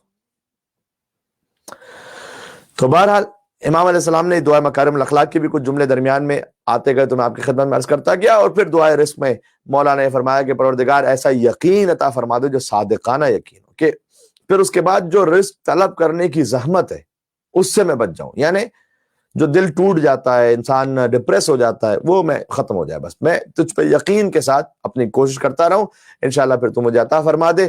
اور اس کے بعد امام علیہ السلام نے قرآن کی کچھ آیات کو بھی پڑھا کہ اللہ سبحانہ وتعالیٰ نے اپنے اوپر رزق کی تقسیم کا ذمہ لیا ہوا ہے، اور اس میں انشاءاللہ اللہ پر توکل رکھیں اور اللہ سبحانہ وتعالیٰ وسعت رزق نصیب فرمائے بے برکت صلوات بر محمد اور آل محمد بآواز بلند انشاءاللہ. اللہم صلی علی محمد وآل محمد وعجل فرجہم. سبحان اللہ. ٹائم دیکھنے کے لیے میں متوجہ ہو رہا ہوں، تو وقت تو کافی گزر چکا ہے. اور ایک واقعہ سنانا تھا، تھوڑا سا ہے بھی لیکن تفصیلی واقعہ، 10-15 منٹ لگیں گے. آپ کی اجازت ہے تو سنا دوں اگر ہے. دیکھیں ایک کانسیپٹ تھوڑا سا کلیئر ہو جائے. ابھی بات ہو رہی تھی نا کہ اس واقعے کے لیے بعض مومنین نے اور اصرار بھی کیا اور ہمارے بھی دل سے بڑا قریب ہے، کیونکہ مولا کے فضائل ہے، تو مولا کے فضائل تو مومن کا دل اسی میں خوش ہو جاتا ہے. اور کیا، جیسے کہ ابھی فہرست آپ نے ملاحظہ کی، تو اس میں کیا ہے بھائی، مشکلات سے بچنے کے لیے دعا، غموں سے نجات کے لیے دعا، اگر کسی سختی میں آ جاتے تھے تو یہ دعا پڑھتے تھے، عیوب کی پردہ پوشی کے لیے فلاں دعا، گناہوں کی رسوائی سے بچنے کے لیے فلاں دعا. تو کہیں ایسا نہ ہو کہ یہ کسی کے ذہن میں خیال ہے کہ امام علیہ السلام ان موضوعات پر کیا دعا ارشاد فرما رہے ہیں، یعنی جبکہ یہ کہ مولا حلال مشکلات خود ہیں، مولا خود حجت خدا ہے، تو ان موضوعات پر دعا کا کیا مقصد ہے؟ اور پھر کہیں عصمت کے بارے میں خدا نہ خاصا کوئی ڈاؤٹ نہ آنے پائے، جبکہ اس کی میں وضاحت کر چکا ہوں وہ خشیت والی دعا میں، کہ امام کی جو خشیت پروردگار ہے وہ ان کے علم اور معرفت کا نتیجہ ہے۔ ہمارا جو خوف، اگر اللہ توفیق یہ بھی نصیب فرما دے کہ خوف ہو جائے، تو وہ ہے ہمارے گناہوں پر اور سزا پر۔ تو بہرحال امام کے یہاں کوئی گناہ وغیرہ کا تصور نہیں ہے۔ اور آج کی گفتگو میں یہ جملہ بھی آیا کہ اللہ سبحانہ و تعالیٰ نے ان حجتوں کو اپنا قائم مقام رکھا ہے سورہ زمین پر، لہٰذا وہ تمام تر اختیارات جو اللہ کے پاس غنی علی الاطلاق ہونے کی وجہ سے حاصل ہیں، وہ اللہ عز و جل نے منتقل فرمائے ہیں اپنی ان حجتوں کو باذن پروردگار۔ حضرت عیسیٰ علیہ السلام بھی خلق کرتے ہیں، میں نے آیات پڑھی ہیں آپ کے سامنے کہ عیسیٰ علیہ السلام کیا نہیں خلق کرتے پرندے کو؟ کیا قرآن میں نہیں ہے؟ سورہ آل عمران میں بالکل ہے، باذن خدا خلق کرتے ہیں۔ کیا مردے کو زندہ نہیں کرتے؟ باذن خدا زندہ کرتے ہیں۔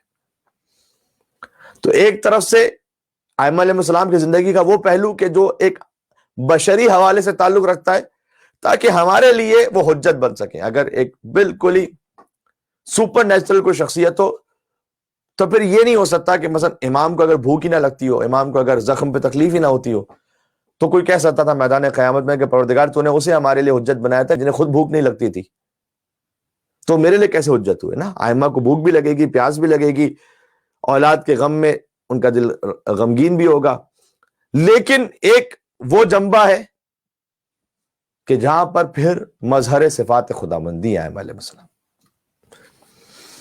میثم تمار سے روایت ہے کہ کنت بین یدی امیر المومنین علی ابن ابی طالب علیہ السلام فی جامع الکوفہ، میں امیر المومنین کے پاس تھا کوفہ کی جامع مسجد میں، فی جماعت من اصحابہ، مولا علی علیہ السلام کی کچھ اصحاب کے ساتھ، وہ اصحاب الرسول، کچھ اصحاب رسول بھی ساتھ موجود تھے وہاں پر، وہو کأنہ البدر بین الکواکب، اور علی کی کیفیت ان کے درمیان ویسی تھی کہ جیسے ستاروں کے درمیان ایک روشن چاند ہوتا ہے۔ اس دخل علینا من باب المسجد رجل طویل، یہاں تک کہ مسجد کے دروازے سے ایک طویل القامت شخص آیا، داخل ہوا۔ مولا علی تشریف فرمائے، اصحاب ان کے گرد ہیں جن میں مولا علی کے اصحاب ہیں، اصحاب رسول ہیں۔ میثم میں تمار روایت کو بیان کر رہے ہیں، وہی مسجد کوفہ کہ جہاں آپ نے اعمال کیے مختلف مسلوں پہ جا کر، وہی مسجد کوفہ۔ اس میں ایک طویل القامت شخص آیا اور اس نے عبا پہنی ہوئی تھی، وقد اہتم بعمامۃ صفراء، اور زرد رنگ کا امامہ پہنا ہوا تھا۔ معمولاً زرد رنگ کا امامہ عربوں میں اس طرح سے نہیں پہنا جاتا، یا وہ سیاہ ہے یا وہ سبز ہے، سادات کے اعتبار سے وہ سبز، یا پھر یہ کہ سفید امامہ، لیکن زرد رنگ کا امامہ پہنا ہوا تھا، تو بڑا یونیک یعنی ایک مخلوق لگ رہی تھی۔ اور اس نے اپنی گردن میں 2 تلواریں بھی لٹکائی ہوئی تھی، اور بڑا ایک لہین شہین اس کی ایک ہیبت تھی۔ تو میثم تمار کہتے ہیں کہ اصحاب جو ہے گردنیں اٹھا اٹھا کر دیکھ رہے تھے اسے کہ یہ کون آ گیا بھائی، اور چاروں طرف ایک بھیڑ جمع ہو گئی اس شخص کو دیکھنے کے لیے۔ انشاءاللہ آپ محظوظ ہوں گے، زحمت کی معافی چاہتا ہوں، آج آخری گفتگو ہے تو موضوع کو مکمل ہونا ہے۔ تو یہ تمام جو دعائیں ارشاد فرمائی، اب اسے اس کانٹیکس میں دیکھیے گا کہ وہ ہماری ہدایت اور رہنمائی کے لیے بھی ارشاد فرمائی ہیں، اپنے علم و معرفت کی وجہ سے بھی ارشاد فرمائی ہیں، لیکن ساتھ میں جو اہل بیت اطہار علیہ السلام کی شخصیت کا وہ پہلو ہے کہ بس خدا کی صفات کا اظہار باذن پروردگار علی اور اولاد علی سے ہوتا ہے، بے شک اس پر بھی ایک نگاہ رہے، تاکہ کسی بھی قسم کے عصمت کے معاملے پر یا مقام امامت پر ذرا برابر بھی شک و شبہ نہ آنے پائے کہ مولانا یہ کون سی دعاؤں کی فہرست ہے، یہ تو ایک عام انسان کے لیے ہوتی ہے۔ جی اب سنیے گا۔ اچھا، سب دیکھ رہے اس شخص کو، مولا علی علیہ السلام نے اسے نظر اٹھا کے دیکھا ہی نہیں، جیسے کہ اپنے علم لدنی سے سب جانتا ہوں کہ وہ کون ہے، کیا ہے، کیوں آیا یہ علی کا علم۔ جب اصحاب کا کچھ شور تھما تو اس طویل القامت شخص نے بہت فصاحت و بلاغت کے ساتھ، وہ بڑا فصیح بلیغ معلوم ہوتا تھا، اس نے کہنا شروع کیا کہ ایکم المجتبی فی الشجاع والمعمم بالبراء، تم میں سے کون ہے ایسا جسے شجاعت میں اللہ نے چنا ہے اور جس کے سر پر کپڑے کا ماما نہیں ہے، والمعمم بالبراء، اس کے سر پر بزرگواری اور کرم کا ماما ہے۔ واہ کیا کہنے، میں آیا ہوں ملنے کے لیے اس شخص سے۔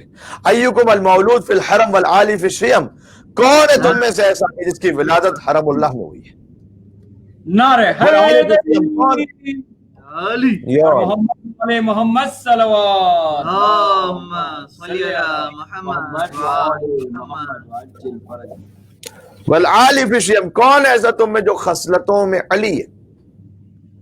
والموصوف بالکرم، کون ہے تم میں ایسا کہ جس کی صفت میں دوسروں پر کرم کرنا شامل ہے؟ ایکم البطل الدعاس، تم میں کون ہے جو مرد میدان ہے؟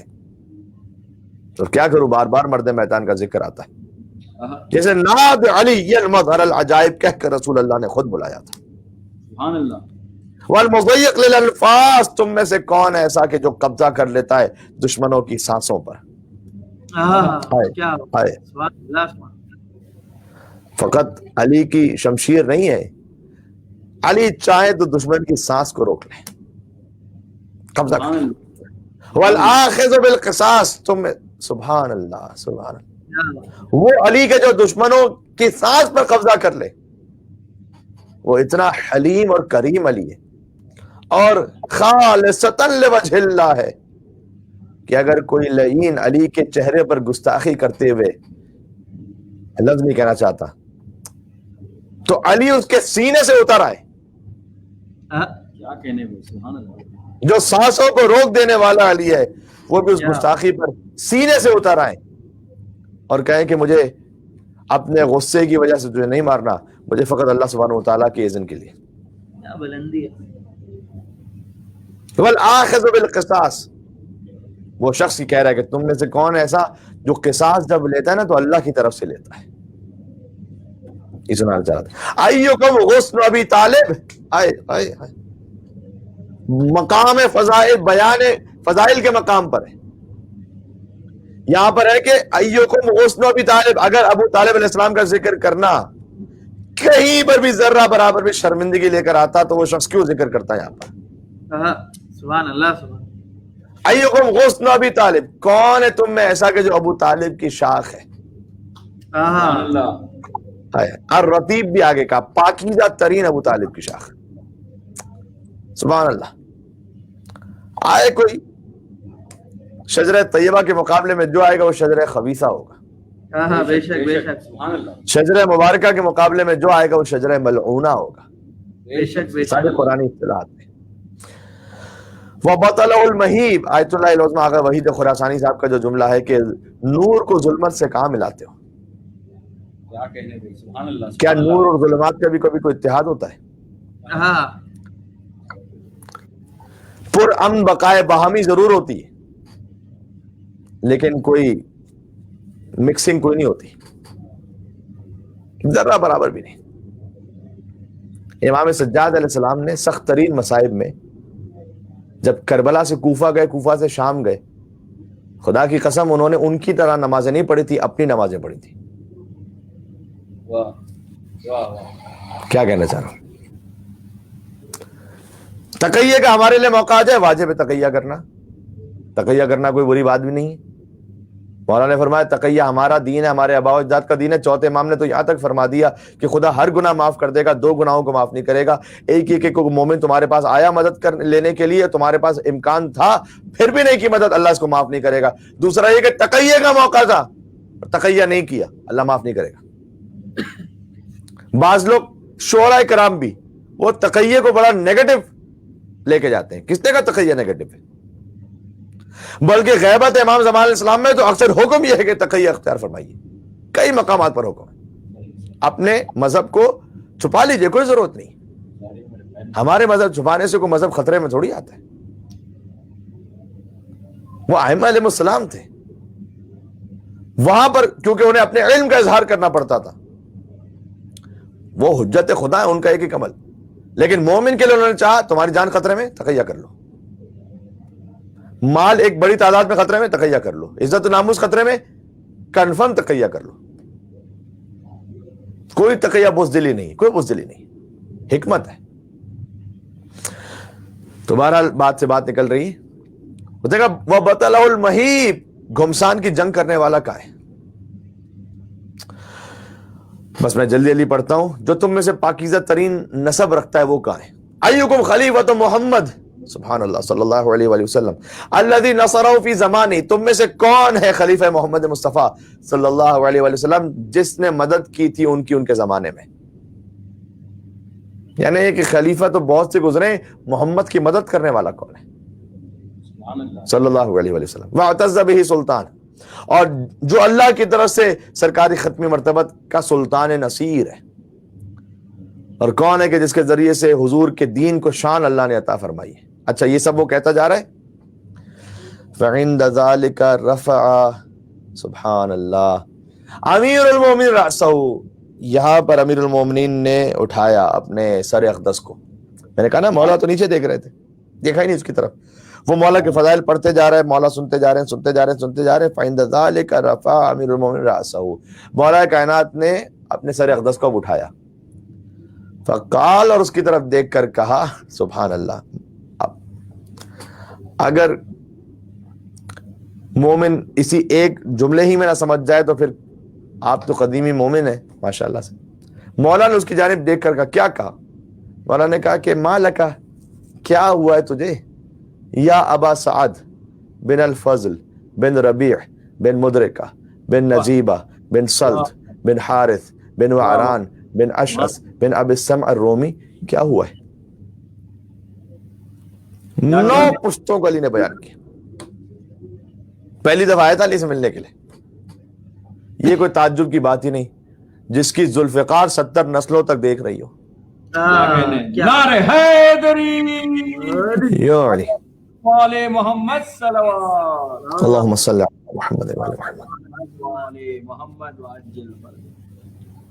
70 نسلوں تک تو علی کی ذوالفقار چیک کر لے کہ مالک اشتر کو جب یہ ہونے لگے کہ بس ایک کا فرق رہ گیا مجھ میں اور علی میں، کہا تمہارے سامنے جو آیا تھا مار دیا تھا، میں نے دیکھا کہ ہمارا کوئی محب 70 نسلوں تک تو نہیں آنے والا۔ کیا کہنے، سبحان اللہ۔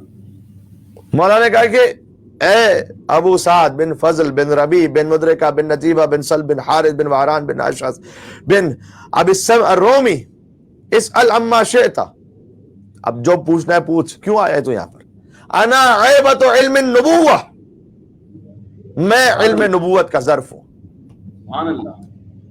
پوچھو۔ اس شخص نے کہا کہ یا علی قد بلغنا عنک انک وصی رسول اللہ، ہم تک یہ خبر پہنچی ہے کہ آپ ہی رسول اللہ کے سچے وصی ہیں، وخلیفۃ علی قومہ بعدہ، اور آپ رسول اللہ کے سچے خلیفہ ہیں ان کے بعد ان کی قوم پر، وانک محل المشکلات، آپ مشکلات کو حل کرنے والے حلال مشکلات ہیں، وانا رسول الیک من 60,000 رجل، میں 60,000 مردوں کا نمائندہ بن کر آپ کے پاس آیا ہوں۔ مولا میں آپ کے پاس آیا ہوں اور میں ایک میت کو ساتھ لے کر آیا ہوں۔ پھر اس نے میت کی تفصیل بتائی کہ مولا میت مسجد کے دروازے پر ہے اور کچھ مدت سے میت کی وفات ہو گئی، وقد اختلفوا فی سبب موتہ، اور ہماری قوم میں اس کے سبب قتل پر ایک اختلاف ہو گیا، آپس میں فتنہ بہت ہو گیا کہ اسے قتل کس نے کیا تھا۔ وہ ہوا بباب المسجد، اور وہ مسجد کے دروازے پر ہے وہ مردہ۔ فَإِنْ أَحْيَيْتَهُ، اگر آپ نے زندہ کر دیا اس مردے کو، سبحان اللہ، میں یہ کہہ رہا ہوں جو الہی صفات کی شان ہے اہل بیت اطہار میں، سبحان اللہ۔ اگر آپ نے زندہ کر دیا اے علی اس مردے کو، علمنا انک صادق، ہمیں یقین ہو جائے گا کہ آپ ہی سچے نبی کہ سچے خلیفہ ہیں، نجیب الاصل، سبحان اللہ، ہمیں یقین ہو جائے گا آپ ہی نجیب الطرفین ہیں، وتحققنا، اور متحقق ہو جائے گا کہ انک حجت اللہ، آپ ہی حجت خدا ہیں اس روئے زمین پر، اور خلیفہ محمد صلی اللہ علیہ وسلم ان کی قوم پر۔ وَإِن لَمْ تَقْدِرْ عَلَىٰ ذَلِكَ، اور اگر آپ مردے کو زندہ نہ کر سکے، اگر نہ کر سکے، رَدَدْنَاهُ إِلَىٰ قَوْمِهِ، تو پھر ہم اپنی قوم کی طرف جب واپس جائیں گے نا تو عَلِمْنَا أَنَّكَ تَدَّعِي، ہم یہ یقین کر لیں گے کہ جو آپ نے دعویٰ کیا غیر الصواب، وہ دعویٰ صحیح نہیں ہے کہ آپ مردے کو زندہ نہیں کر سکتے۔ یعنی میں کہنا چاہ رہا ہوں خلیفہ رسول کم از کم وہ تو ہو جو مردے کو زندہ کر سکے، سبحان اللہ، سبحان اللہ۔ وہ نہ ہو خلیفہ رسول کے جو میدان میں گھمسان کا رنگ دیکھ کر خود مردہ ہو جائے۔ کیا کہنے، سبحان اللہ، سبحان اللہ۔ کیا کہنے، مردے کو زندہ بھی علی کر دیں، اور کوئی زندہ علی کا مذاق اڑانے کے لیے لے آئیں سامنے کہ علی جنازہ پڑھا دیجیے، واہ واہ واہ واہ، سبحان اللہ، علی کہیں میں تو پڑھا دوں گا، پھر ضمانت تمہاری ہے، واہ واہ۔ اور علی پڑھا دیں تو بس پڑھا دیں بھائی، اٹھو بھائی، اب وہ مذاق ختم ہو گیا، اٹھو. کہاں اٹھے گا وہ؟ جس کا جنازہ علی نے پڑھا دیا کیا وہ اٹھے گا؟ وہ کیا کہنے. سبحان اللہ سبحان اللہ. سبحان اللہ. تو اس نے کہا کہ اے علی اگر آپ نے زندہ کیا تو پھر مانیں گے کہ آپ سچے خلیفہ ہیں، ورنہ تو ہم کہیں گے کہ بھائی آپ کا دعویٰ بھی دوسروں کی طرح ہی تھا. کیا شان ہے میرے مولا کی. کہا یا میسم، اے میسم ارکب بعیرک، ذرا اپنی سواری پر، اپنی اونٹ پر سوار تو ہونا. وَنَادِ فِي شَوَارِعِ الْكُوفَةِ، اور کوفہ کی گلیوں میں ذرا یہ صدا دینا کہ من اراد ان ينظر الى ما اعطاه الله عليا من العلم الرباني فليخرج الى النجف. کیا کہنے. جو یہ دیکھنا چاہتا ہے کہ اب اللہ نے علی کو عطا کیا کیا ہے، وہ آ جائے نجف میں. سبحان اللہ سبحان اللہ. ہاں ہاں، نجف اور کوفہ ٹوئن سٹیز ہے نا. رہتے مولا کوفہ میں تھے، مدفون نجف میں. تو آ جاؤ نجف. جو یہ دیکھنا چاہتا ہے کہ اللہ نے علی کو کیا عطا کیا. ایک ہجوم تھا جو کوفہ سے چل رہا تھا نجف کی طرف، جم غفیر. اس نجف میں جس کی سبحان اللہ، اس نجف میں جسے علی کی قبر نے اشرف بنایا. واہ واہ واہ. سبحان اللہ سبحان اللہ. علی علیہ الصلوۃ والسلام، ان کی ذریعے پر حضرت آدم بھی مدفون ہے، حضرت نوح علی نبی علیہ افضل الصلوۃ والسلام، دونوں انبیاء مدفون ہیں. لیکن شیعہ جائے کوئی نجف میں زیارت پر، کوئی سنی جائے، کوئی اور جائے، کسی سے پوچھو کہاں جا رہے ہو تو شاید ہی آپ کو کوئی یہ کہے. بہرحال انبیاء ہیں، لیکن علی تو پھر علی ہے نا، کہ میں حضرت آدم کی زیارت پہ جا رہا ہوں، میں حضرت نوح کی زیارت پہ جا رہا ہوں. سب کہتے ہیں میں علی کی زیارت پہ جا رہا ہوں. آل محمد کی قبروں کا ایڈریس یہ نہیں ہے کہ یہ فلاں کے برابر میں تو یہ اس کے برابر میں. سبحان اللہ سبحان اللہ سبحان اللہ سبحان اللہ. نعرے حیدری والے محمد صلوات. اللہم صلی علی محمد وعلی محمد.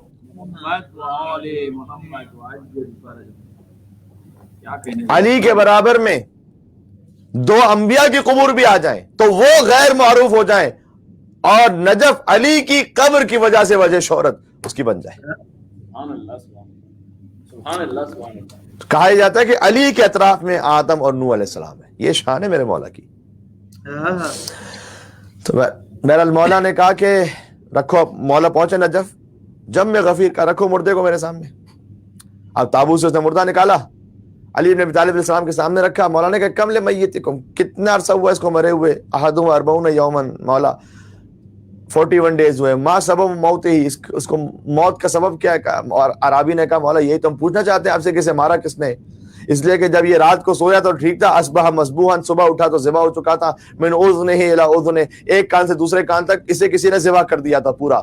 وَيُطَالِبُ بِدَمِهِ 50 رَجُلًا، اور اس کے قتل پر 50 لوگ ایک دوسرے پر شک کر رہے ہیں.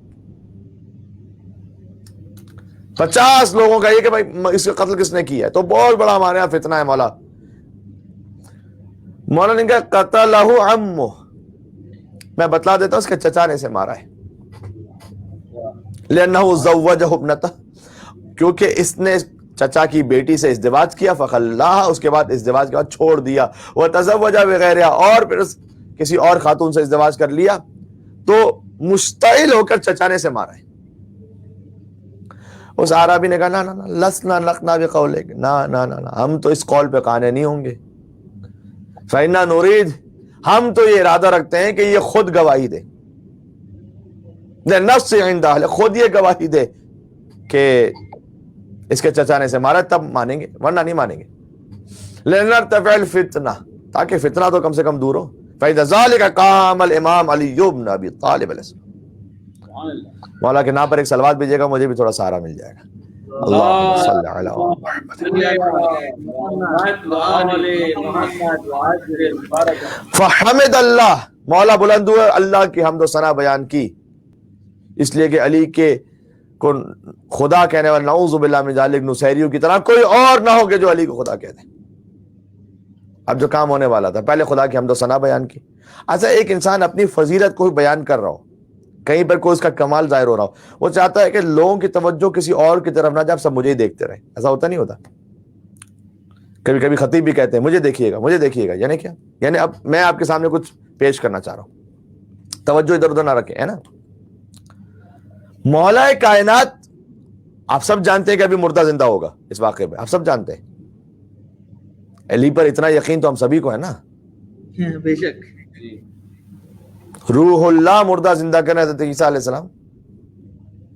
جو ولی اللہ ہو وہ نہیں کرے گا مردہ زندہ کیا. ولی اللہ الکامل نبی تھے, علی کو ولی کہنے والے. فقط علی ولی نہیں ہے, نبی تھے علی کو ولی کہنے والے. علی ولی بنانے والا ہے دوسروں کو. واہ واہ. حسین فقط معصوم نہیں, حسین معصوم گر ہے, سبحان اللہ. عصمت عطا کرنے والا, عصمت صغرا, محفوظ عن الخطا. علی تھے, غور کیجیے گا میں جو کہنا چاہ رہا تھا, نبی تھے علی کو ولی کہنے والے اور ولی بن گئے یا علی کہنے والے. نعرہ حیدری یا علی وآل محمد صلوات. اللہم صلی علی محمد وآل وآل محمد. اس موقع پر کہ جب تمام کوفہ کی نگاہیں لگی ہوئی ہیں کہ علی اب مردے کو زندہ کریں گے, مولا کا آپ خلوص دیکھیے گا, یہ علی نے بھی زندہ تفاخر کے لیے نہیں کیا تھا, ہدایت کے لیے کیا تھا. حدیث میں آیا ہے وَذَكَرَ النَّبِي صلی اللہ علیہ وآلہ وسلم. سبحان اللہ. اس موقع پر مولا کائنات نے پہلے خدا کی حمد و ثنا کی اور اس کے بعد رسول اللہ صلی اللہ علیہ وسلم کو یاد کیا. ایک طرف بنی امیہ کا منشور کہ حاکم شام نے کہا تھا نعوذ باللہ جب تک میں اذان سے اشہد ان محمد رسول اللہ نکال نہ دو چین سے نہیں بیٹھوں گا. اور یہ تو حسین کا خون آڑے آ گیا. بنی امیہ تو اپنا کام کر چکا تھا, سب قبول بھی کر چکے تھے. حسین ابن علی کا خون آڑے آ گیا. بی بی زینب سلام اللہ علیہ نے اپنے رضا کے ذریعے سے حفاظت فرما لی. ورنہ مولا علیہ السلام نے اس وقت اپنے فضائل کا اظہار کرتے رسول اللہ کو یاد کیا. کیوں اے علی آپ رسول اللہ کو اس وقت یاد, تاکہ لوگ سمجھیں کہ علی ہے کس کا وسیع. دیکھو میں بھی ہوں وسیع محمد مصطفیٰ کا, تمہیں ماننا ان کو ہے پھر مجھے مانو گے. بہرحال پھر فصل علیہ اور رسول اللہ پر حضور پر مولا علی نے درود و سلام بھیج کر پھر کہا یا اہل الکوفہ. اچھا بنی اسرائیل جب آئے تھے حضرت موسیٰ کے پاس تو کہا تھا کہ ایک مردہ ہے ہمیں زندہ کرنا ہے. وہ سورہ بقرہ جس میں پورا واقعہ موجود ہے کہ اللہ نے کہا کہ ایک بقرہ لو, اسے ذبح کرو اور اس کے بعد اس کا گوشت لگاؤ اس مردے پر تو وہ زندہ ہو جائے گا اور تمہیں بتلائے گا کہ اسے کس نے قتل کیا ہے نا وہ بقرہ. مولا نے کہا یا اہل الکوفہ ما بقرۃ بنی اسرائیل باجل عند اللہ منی قدرہ. بنی اسرائیل کی گائے کی حیثیت مجھ سے زیادہ تو نہیں اللہ کے پاس کہ وہ تو زندہ کر دے اور میں نہ زندہ کر سکوں. کیا کہنے, سبحان اللہ سبحان اللہ سبحان اللہ. وَأَنَا أَخُو رسول اللہ, وہ بنی اسرائیل کی گائیں تھی, میں تو رسول اللہ کا بھائی ہوں. سبحان اللہ سبحان اللہ. وَإِنَّهَا أَحْيَتْ مَيِّتًا بَعْدَ سَبْعَةِ أَيَّامٍ. بنی اسرائیل کی گائے نے زندہ کیا تھا مردے کو 7 دنوں کے بعد, اور یہاں 41 دن گزر چکے ہیں. پھر اس کے بعد میرے مولا نے کہا اِنَّ بَقَرَةَ بنی اسرائیل ضُرِبَ بِبَعْضِهَا الْمَيِّتَ فَعَاشَ. بنی اسرائیل کی گائے کا گوشت اس میت پر لگایا گیا تھا تو وہ زندہ ہوا تھا. وَأَنَا أَضْرِبُ هَذَا الْمَيِّتَ بِبَعْضِهِ. سبحان اللہ. مولا نے کہا کہ میں تو فقط ایک ٹھوکر لگاؤں گا اس میت کو. سبحان اللہ سبحان اللہ. کیا کہنے, اب آپ نہ سمجھیں گے تو کون سمجھے گا اس بات کو. سبحان اللہ. لِأَنَّ بَعْضِ خَيْرٌ مِّنَ الْبَقَرَةِ كُلِّهَا. مولا کو یہ کہنا چاہ رہے تھے کہ بنی اسرائیل کی وہ جو گائے تھی بقرہ اس کو لگایا گیا تھا مردے کو, تب جا کر وہ مردہ زندہ ہوا تھا. مولا نے کہا کہ لیکن میرا جو باز ہے یعنی میری فقط ایک جو ٹھوکر ہے خیر من البقرۃ کلھا, وہ پورے بنی اسرائیل کے بقرہ سے افضل ہے. سبحان اللہ سبحان اللہ. فقط ایک ٹھوکر, میرا جز بھی اس بقرہ سے کل سے افضل ہے. ثم حدہ برجل, اس کے بعد اپنے قدموں سے ہلایا اسے. ہائے ہائے ہائے, سبحان اللہ. کیا شان ہے اس مردہ کی بھی کہ جسے علی اپنے قدموں سے ہلا رہا ہو. پر محمد والے محمد صلوات. اللہم صلی علی محمد. محمد والے محمد وعجل فرج. گھر میں 1.25 گھنٹہ مجھے بات کرتے ہوئے ہو گیا اور مصائب بھی پڑھنے. واقعی ایک طرف سے تھوڑی سی ایک شرمندگی بھی ہوتی ہے کہ مومنین کو تکلیف میں ڈال دیتا ہوں، لیکن آپ بہت شکریہ آپ کا، آپ خادم امام حسین ہوتے ہوئے ایک امام حسین کا سب سے چھوٹا ذاکر ہوں، تکلفاً نہیں، میں حقیقتاً کہہ رہا ہوں، بہت سب سے چھوٹا واقع، آپ معاف فرمائیں گے مجھے۔ صبح برجلہ، امام نے اسے اپنے قدموں سے ہلایا، سبحان اللہ، اور کہا اسے وقال لہ قم باذن اللہ،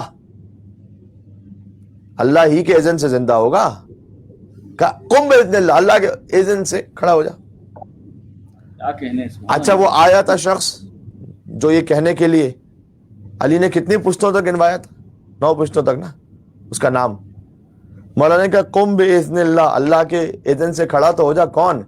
یا مدرک بن حنزلہ بن غسان بن بحیر بن فہر بن سلامہ بن طیب بن الاشعث، ذرا کھڑا تو ہو جا اللہ کے اذن سے۔ کیا کہنے سبحان اللہ، قد احیاک اللہ تعالی علی ید علی ابن ابی طالب، سبحان اللہ، تجھے اللہ نے علی کے ہاتھوں سے زندہ کر دیا ہے۔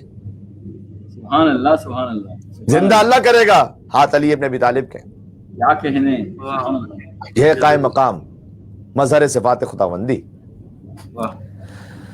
زیارت جامع کبیرہ میں نہیں پڑھتے اہل بیت ایاب الخلق علیکم، ہمیں پلٹنا ہے آپ کی طرف، وہ حسابہم علیکم، حساب کتاب آپ لینے والے، کسی کو اچھا لگے برا لگے، قیامت میں پلٹنا اہل بیت کی طرف علی اور اولاد علی کی طرف، حساب کتاب بھی وہ لیں گے۔ سبحان اللہ سبحان اللہ، برا لگے زیارت جامع کبیرہ سے نکال دیجیے اگر کسی شیعہ کو برا لگتا ہے تو۔ غیروں کا کیا کہوں، اپنوں کی فکر لگی ہوئی اب تو عقائد بچانے کے لیے۔ میسا میں تمار کہتے ہیں فنہض غلام، غلام کھڑا ہو گیا، اصبح من الشمس، سورج سے زیادہ روشن تھا اس کا، نورانی تھا اس کا چہرہ، اضعافن، کئی گنا زیادہ نورانی، ومن القمر اوصافن، اور چودھری کے چاند کی طرح کوئی حسین تھا، اور وہ جوان زندہ ہو کر کہتا ہے علی کو لبیک لبیک یا حجت اللہ علی الانام، سبحان اللہ سبحان اللہ سبحان اللہ، لبیک لبیک، اے اللہ کی حجت زمین پر، جسے اللہ نے مخصوص کیا اپنے فضل و انعامات سے۔ مولا نے کہا اب چونکہ حجت تمام کرنا تھی، مولا نے کہا من قتل کس نے کیا ہے تجھے؟ پہلے ہی بتلا چکے تھے نا، اس نے کہا قتلنی عمی، علی آپ تو جانتے ہی ہیں میرے چچا نے مجھے مارا ہے، الحارث بن غسان، حارث بن غسان نے مجھے مارا ہے، میرا چچا ہے وہ۔ مولا نے کہا انطلق الی قوم، جا واپس اپنی قوم کی طرف جا اور انہیں بتا کہ تیرے چچا نے تجھے قتل کیا ہے، کیونکہ وہ یہی کہہ رہے تھے نا وہ سب۔ وہ کہتا ہے مولا لا حاجت لی الیہم، نہیں مولا مجھے نہیں جانا، اب نہیں جانا واپس وہاں پر۔ کیوں؟ اخاف ان یقتلونی مرۃ اخری، مجھے خوف ہے کہ وہ پھر سے مجھے قتل کریں گے، اور آگے سنیے گا ولا یکون عندی من یحیینی، پھر وہاں کون ہوگا جو مجھے زندہ کر سکے گا؟ واہ واہ واہ، سبحان اللہ سبحان اللہ سبحان اللہ، پھر کوئی دوسرا علی ہے ہی نہیں، اسی لیے تو علی دوسرا بنا ہی نہیں، خدا کے پاس کوئی اور فاطمہ ہی نہیں۔ نعرہ حیدری اور محمد وعلی محمد صلوات اللہم صلی علی محمد۔ محمد وعلی محمد وعجل فرجہ۔ اللہ اکبر۔ زمانہ آگ پر چلنے کا یہ اثر دیکھے، وہ جل رہا ہے جس پر کبھی چلا ہی نہیں۔ مولا کی ماتم کرتے ہوئے ماشاءاللہ جو مومنین چلتے ہیں آگ پر، جلتے ہوئے ہیں جو کبھی چلتے نہیں ہیں، کہ اللہ یا مولا واللہ لا افارقک، پر اے مولا خدا کی قسم میں نہیں جدا ہو سکتا آپ سے، نہ بھیجے مجھے وہاں کوئی دوسرا علی تھوڑی کو جو زندہ کر سکتا، بل اکون معک، بلکہ میں ہمیشہ آپ کے ساتھ رہوں گا، پلک جھپکنے کے برابر میں نہیں جدا ہونا چاہتا میں آپ کے ساتھ۔ اور پھر اس کے بعد میں روایت اب چھوڑ رہا ہوں درمیان سے کچھ، ولم یزل بین یدی امیر المومنین، وہ ہمیشہ علی کے ساتھ تھا وہ جوان، حتی قتل بصفین، یہاں تک کہ صفین میں علی کے ہمرکاب جنگ میں شہید ہوا۔ بہرحال مولا جس میں قابلیت ہو وہ مر بھی جائے تو علی زندہ کر کے اسے صفین میں بلا لیتے ہیں۔ کیا کہنے، سبحان اللہ سبحان اللہ۔ یہ اشارہ ہے، خدا کی قسم کاش یہ بات پہنچ سکے، یہ اشارہ ہے کہ اگر حضرت حجت کے واقعی منتظر ہو، مر بھی جاؤ گے تو فکر نہ کرو، وہ علی ہی کا بیٹا ہے، جیسے علی نے ٹھوکر مار کر زندہ کیا تھا وہ بھی ٹھوکر مار کر تمہیں زندہ کر دے گا۔ پروردگار یہ میرا منتظر تھا. منتظر کا مطلب کیا ہے؟ جو واجبات پر صحیح اپنے عمل کرے، حرام سے بچے. یہ سب سے بنیادی ترین شرط ہے. عقائد کے معاملے پر کسی قسم کا کوئی کمپرومائز نہیں ہونا چاہیے. وہ عقیدہ آپ نے اپنے دل میں رکھنا ہے، بچوں تک پہنچانا ہے، تقیہ بھی کرنا ہے جہاں ضروری ہے. یہ سب باتیں اپنے مقام پر ہیں. جوش و جذبات میں آ کر مومنین کی جانوں کو خطرے میں نہ ڈالیے، یہ صحیح نہیں ہے. لیکن حکمت سے کام لیجئے، اور فلاں کے مقدسات یہ نہ کرو گا. مقدسات کیا لگا کے رکھا ہوا ہے میرے بھائی؟ جو ہے حقیقت وہ دل میں سب جانتے ہیں. بچوں تک پہنچائیے. کوئی ایسا کام نہ کیجئے کہ جس سے کسی کو کوئی تکلیف ہو. بس مولا آپ کو خوش رکھیں، شاد و آباد رکھیں، کوئی غم عطا نہ فرمائے سوائے غم امام حسین علیہ السلام کے. 20واں آ گیا، امام حسین علیہ السلام کا 20واں شب پہلی سفر المظفر ہے. 20ویں کا مطلب کیا ہے؟ حسین کو قتل ہوئے 20 دن گزر گئے، حسین کا لاشا پامال ہوئے 20 دن گزر گئے، عباس کے شانے کٹے 20 دن گزر گئے، علی اکبر کے کلیجے میں برچھی لگے 20 دن گزر گئے. سخت جملہ ایک کہتا ہوں، 20 دن ہو گئے بی بی زینب بے ردا ہے. 20 دن ہو گئے سکینہ تماچے کھا رہی. 20 دن ہو گئے، اللہ اکبر، 20 دن ہو گئے عابد بیمار کے ہاتھوں میں ہتھکڑیاں ہیں، پیروں میں بیڑیاں ہیں، بچی کے رخساروں کا رنگ بدل رہا ہے، حسین کا سر نوکے نیزہ پر ہے. کیا کیا ان 20 دنوں میں ہو گیا. شام غریبہ گزر گئی جب خیام جل چکے، چادریں چھن چکی. یہ فوج نابکار کربلا سے کوفہ گئے، اور کوفہ سے شام جب 1 صفر داخلہ اہل حرم شام کی تاریخ ہے، منائی جاتی ہے یہ خاص اس انداز سے، اس لیے بڑی مصیبت کی تاریخ ہے. یہ اتنی سخت تاریخ ہے کہ سجاد ساری زندگی کہتے ہوئے چلے گئے الشام الشام الشام.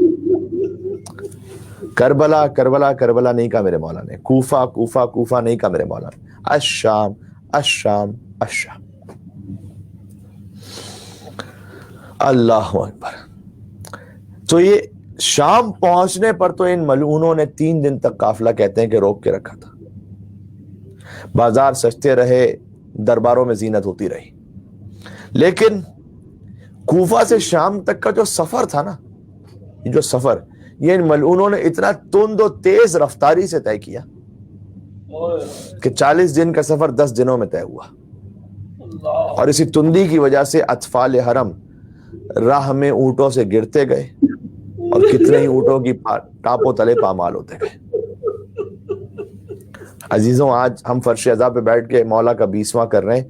سکینہ نے اپنے بابا کا 20واں کیسے کیا تھا؟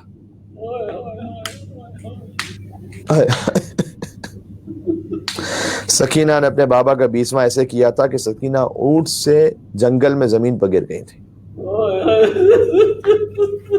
سکینہ نے تو 20واں ایسے کیا تھا.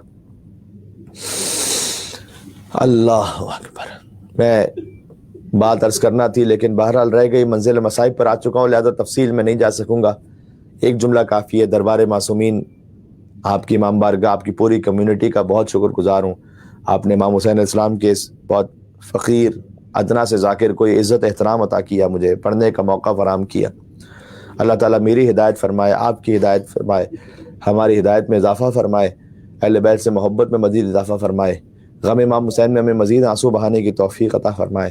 آپ کی کمیونٹی میں 2 ایسے علماء موجود ہیں، میں سمجھتا ہوں اردو زبان میں اس وقت اس لیول کے علماء موجود نہیں ہیں، کہیں پر بھی موجود نہیں ہیں، جو عقیدے کے اعتبار سے اتنے زیادہ مضبوط اور پختہ ہوں، جو عمل کے اعتبار سے عالم با عمل واقعاً صحیح معنوں میں ہوں، جو فقہی مسائل کے اعتبار سے اردو زبان میں ان سے زیادہ بڑھ کے کوئی صلاحیت نہیں رکھتا. استاد محترم حجت الاسلام والمسلمین مولانا قبلہ نادر صادقی صاحب، اور پھر براہ راست تو استاد محترم نہیں لیکن بالواسطہ ہم نے ان سے بہت استفادہ کیا، لہٰذا میں ان کے لیے بھی استاد محترم کا لفظ استعمال کرتا ہوں. हुज्जत इस्लाम वल मुस्लिमीन जनाब मौलाना सैयद अबू तालिब तबातबाई साहब, 2 वाक़ई कीमती हीरे आपके पास हैं, आपने इनकी हिफाजत भी करनी है, इनसे इस्तिफ़ादा भी करना है। इनसे मैंने ज़ाती तौर पर बहुत इस्तिफ़ादा किया है, बिल मुशाफ़ा भी इस्तिफ़ादा किया है और ऑनलाइन भी बहुत इस्तिफ़ादा किया है। अल्लाह ताला आपको शाद व आबाद रखे। मजालिस जारी रहेंगी आगे दरबार मासूमीन के प्लेटफॉर्म से, और जो वहाँ मोमिनीन देख रहे हैं इंशाअल्लाह जो आगे आने वाले उलमा और ज़ाकिरीन हैं वो खिताब फरमाते रहेंगे। आज मेरी ड्यूटी अपने अख्ताम को पहुँच रही है, कल से फिर न्यू जर्सी और मकामात पर जो मजालिस का सिलसिला है वो शुरू हो रहा है। बहरहाल हमारी मजालिस इंशाअल्लाह हमारे सोशल मीडिया प्लेटफॉर्म पर आती रहेंगी। बहरहाल आपका बड़ा मशकूर हूँ।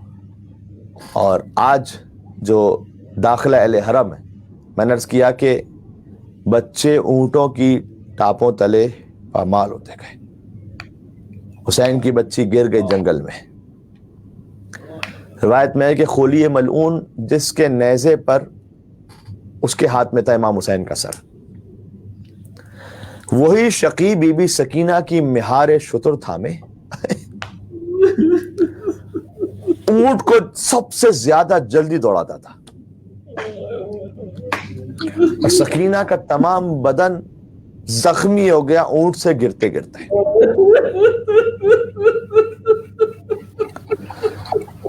अजीज जिन्हें अल्लाह ने बिलखुसूस बेटियां अता की हैं, जरा सोचना। हुसैन की बेटी है, हुसैन की बेटी 4 बरस की है। इस रिवायत के जुमले से पता चलता है कि बीबी फकत एक मर्तबा नहीं गिरी, पता नहीं कितनी मर्तबा हुसैन की सकीना राय कूफा और शाम में गिरी। जब बच्ची गिरे ऊंट से तो कहां ना चोट आई होगी। वैसे ही चेहरे पर तमाचे थे, वैसे ही कल रिवायत पढ़ चुका हूं, कानों से परसों रिवायत पढ़ चुका हूं, ऐसा लहू जारी था कि रुखसारों तक बहता था। इस बच्ची पर क्या गुजरी। अल्लाहु अकबर, अल्लाहु अकबर। अजीजों, मैं चूंकि मेरा सीना बिल्कुल इस वक्त इसमें ताकत नहीं बची है, आपसे पहले भी एक मजलिस और प्रोग्राम से खिताब कर रहा था, मैं आवाज़ शायद बुलंद ना कर पाऊं, जो मसाइब का तकाजा होता है। आप अपनी आवाज़ बुलंद कीजिएगा। सकीना एक बार नहीं गिरी, कई बार गिरी। गम सकीना को मिले इतने मुसलमानों से, मर गई पर ना कभी हाथ हटे कानों से, मर गई पर न कभी हाथ हटे कानों से, शाम जाते हुए नाके से गिरी यूं बच्ची, शाम जाते हुए नाके से गिरी यूं बच्ची, मश्क गाजी की गिरी जैसे कटे शानों से। जैसे कटे शानों से गाजी की मश्क गिरी थी, वैसे ही नाके से ये बच्ची गिरती गई। एक बार तो वो जंगल में गिरी है ऐसे कि किसी को न मिल सकी सिवाय ज़ैनब कुबरा बीबी सलामुल्लाह अलैहा की।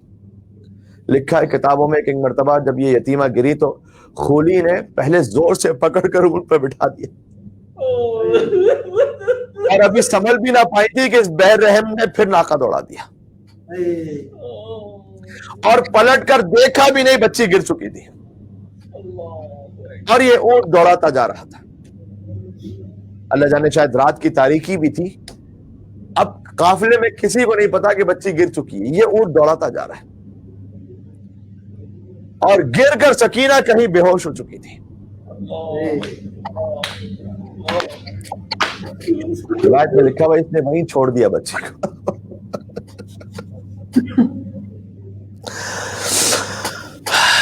अल्लाह अकबर। थोड़ी देर बाद ऐसे जल्दी क्यों थी? जल्दी इसलिए थी कि जाकर जल्दी से यजीद से इनाम लो हुसैन का सर देकर। मलऊन कहीं का। थोड़ी देर बाद वो नेजा जिस पर हुसैन का सर था ना, वो नेजा जमीन में गड़ गया, आगे नहीं बढ़ा, और वो फर्श मुबारक गोया सहरा की जानिब देख रहा हुसैन का सर हसरत भरी निगाहों से कि अभी कोई आने वाला है मेरी बच्ची को लेकर गोद में। वो इन यजीदियों ने बहुत जोर लगाया लेकिन हुसैन का सर नहीं पड़ा आगे, तो चाहा नेजा उखाड़े जमीन से, नहीं उखड़ा। जब जुम्बिश नहीं हुई ना तो शिमर लईन शिमर बेरहम ताजियाना लेकर आया मेरे बीमार इमाम सैयद सज्जाद के पास। हाय हाय हाय हाय हाय। हमें मालूम है कि मौला सैयद सज्जाद शब आशूर मरीज थे, बीमार रहे थे, اور پھر بعد میں سفر کوفہ اور شام میں بہرحال جو علالت تھی وہ ختم ہوئی، اس لیے وہ امتحان تھا مولا کا، پروردگار کی جانب سے مصلحت تھی۔ لیکن یہ اعتراض نہ کیا کیجیے، لوگ آ کے کہتے ہیں بھائی مولانا نے بیمار کربلا کیوں پڑھ دیا، ہم سے تو نہیں کہا کسی نے، لیکن ویسے بیمار کربلا نہ کہے سید سجاد کو تو کیا کہیں، وہ غم سجاد کے دل میں ہمیشہ رہا کہ میں بابا میرے سامنے مار دیا۔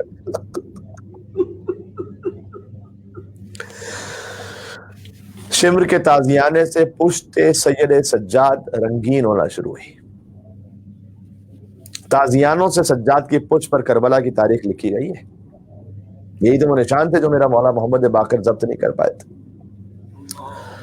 اب گویا حسین کے سر سے آواز آنے لگی میرے سجاد کو نہ مارو، میری سکینہ کسی جنگل میں گر گئی،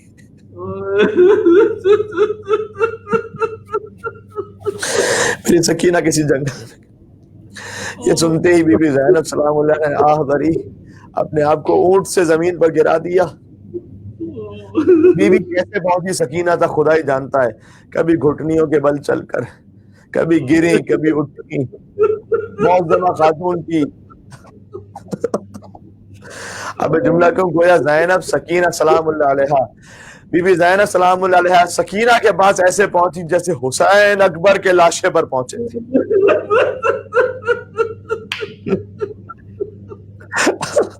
حسین بھی کبھی اٹھتے تھے، کبھی گرتے تھے، کبھی سنبھلتے تھے۔ وہاں اکبر کے لاشے پر زینب سلام اللہ علیہ نے حسین کی مدد کی تھی، یہاں سکینہ کے زخمی بدن کو اٹھاتے ہوئے کون مدد کرتا؟ یہاں زینب کی ماں فاطمہ زہرا آ گئی۔ جب بی بی نے دیکھا کہ سیاہ پوش ایک بی بی ہے، خاک پر بیٹھی ہے، سکینہ کو اپنی آغوش میں لے کر تسلی دیتی جاتی ہے، میری سکینہ افسوس کہ تو یتیم ہو گئی ہے، تیرا بابا اس غربت میں تجھ سے بچھڑ گیا، لیکن میری نور نظر گھبرانا نہیں، میں تیری دادی فاطمہ زہرا ہوں۔ بی بی زینب سلام اللہ علیہ نے گویا فریاد کی، اماں اب آئیے آپ، اماں جب آپ دربار میں گئی تھی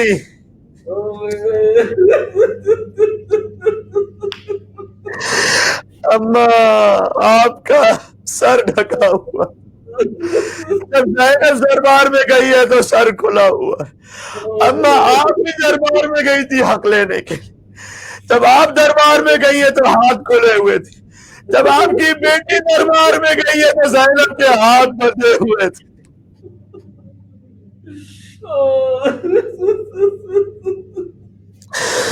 بس اہل حرم شام پہنچے عزیزوں، کتابوں میں ہے، جا کے دیکھیے گا، شام میں بی بی کو باہر ٹھہرا دیا گیا۔ اگلے دن حکم ہوا باب الساعات سے زینب کو لے آؤ۔ باب الساعات پر سب سے زیادہ بھیڑ تھی، مجمع تھا تماشائیوں کا، کوئی سیٹی بجا رہا تھا، کوئی تالیاں بجا رہا تھا۔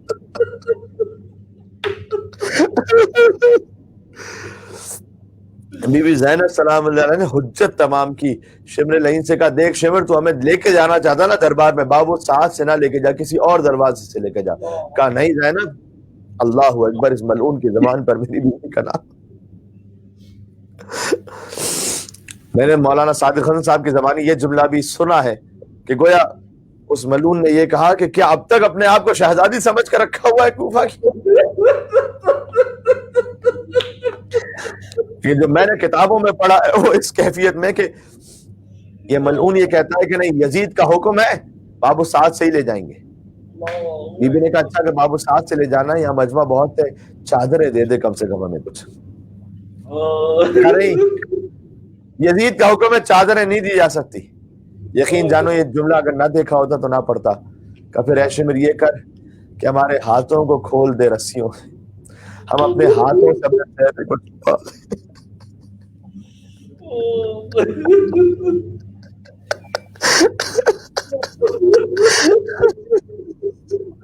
کہ نہیں ہاتھوں کو نہیں کھول سکتے، بسے ہاتھوں کے ساتھ علی کی بیٹی شام میں داخل ہوئی۔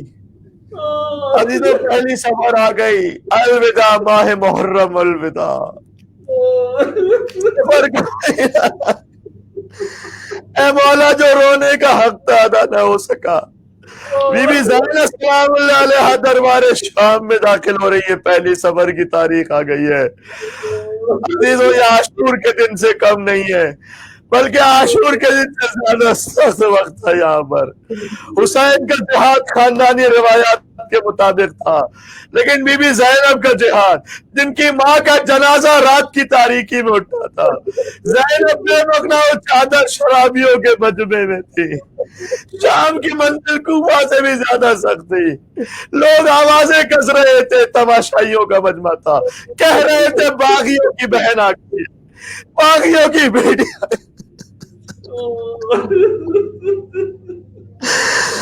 عزیزوں، لیکن اس موقع پر کیسے ہوتا کہ علی جو مشکل کشائے کائنات اپنی بیٹی کے لیے نہ آتے۔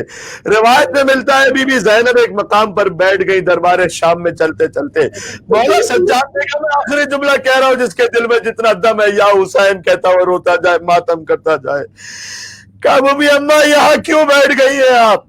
یہاں تو ظالم کا دربار آ گئے۔ کہا بیٹا سجاد یہ اتنا سخت وقت ہے، میرے بابا نے مجھ سے کہا تھا جب سخت ترین وقت دربار میں آ جائے گا بیٹی گھبرانا نہیں، میں علی آؤں گا آپ کی مدد کے لیے۔ سجاد میرا بابا کہیں آنے والا ہوگا، علی اپنے باپ کے سہارے کے ساتھ جائے، زینب اپنے باپ کے سہارے کے ساتھ داخل ہوگی تاکہ مجھے علی کا سہارا مل جائے۔ یہ کہہ کر عزیزوں رونا ماتم کرنا، یہ کہہ کر بی بی اپنے مقام سے اٹھی، سخت تشت میں حسین کا سر تھا، یزید چھڑی مار رہا تھا۔ بی بی نے کہا بابا تم کہاں ہو اب؟ یہاں تک کہ بی بی اٹھی کا سجاد میرا بابا آ گیا سجاد، السلام علیکم یا امیر المومنین، السلام علیکم یا قائد الغر المحجلین۔ سجاد بابا آ گیا، بابا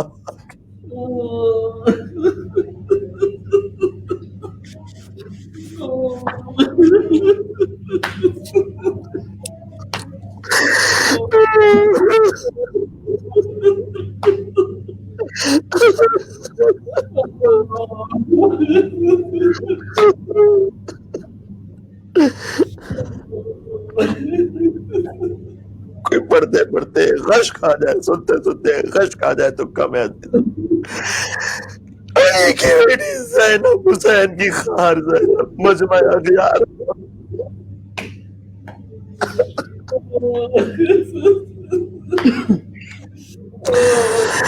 اللہم ارزقنا بالدنیا زیارت الحسین۔ عزیزوں اب چہلم قریب آ رہا ہے، ہر سال جایا کرتے تھے کربلا تڑپ رہے۔ عزیزوں چہلم قریب آ گیا، ماہ سفر میں داخل ہو گئے، اب چہلم کے مہینے میں داخل ہو گئے۔ محرم حسین کا مہینہ ہے، سفر زینب کا مہینہ، عشر زینبی اب آئے گا۔ چہلم پر بی بی قبر حسین کی زیارت پر پہنچی تھی، کہا تھا بھیا زینب لٹ کر آ گئی بھیا، لیکن تیری امانت شام کے زندان میں چھوڑ کر آئی۔ ابھی 13 سفر کی تاریخ آئے گی، بابا کو رونے والی بچی زندان شام میں مر جائے گی۔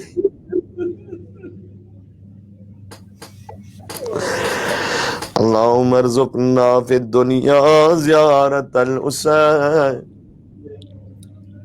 وفی الآخرت شفاعت الحسین وادخلنا الجنت من باب الحسین واشف مرضانا بحق علی ابن الحسین۔ السلام علی الحسین وعلی علی ابن الحسین وعلى اولاد الحسین وعلى اصحاب الحسین۔ طول کلام کے لیے معذرت چاہتا ہوں، آج آخری گفتگو تھی۔ وما علینا الا البلاغ المبین وآخر دعوانا ان الحمد للہ رب العالمین۔ یا حسین یا حسین یا حسین یا حسین یا حسین۔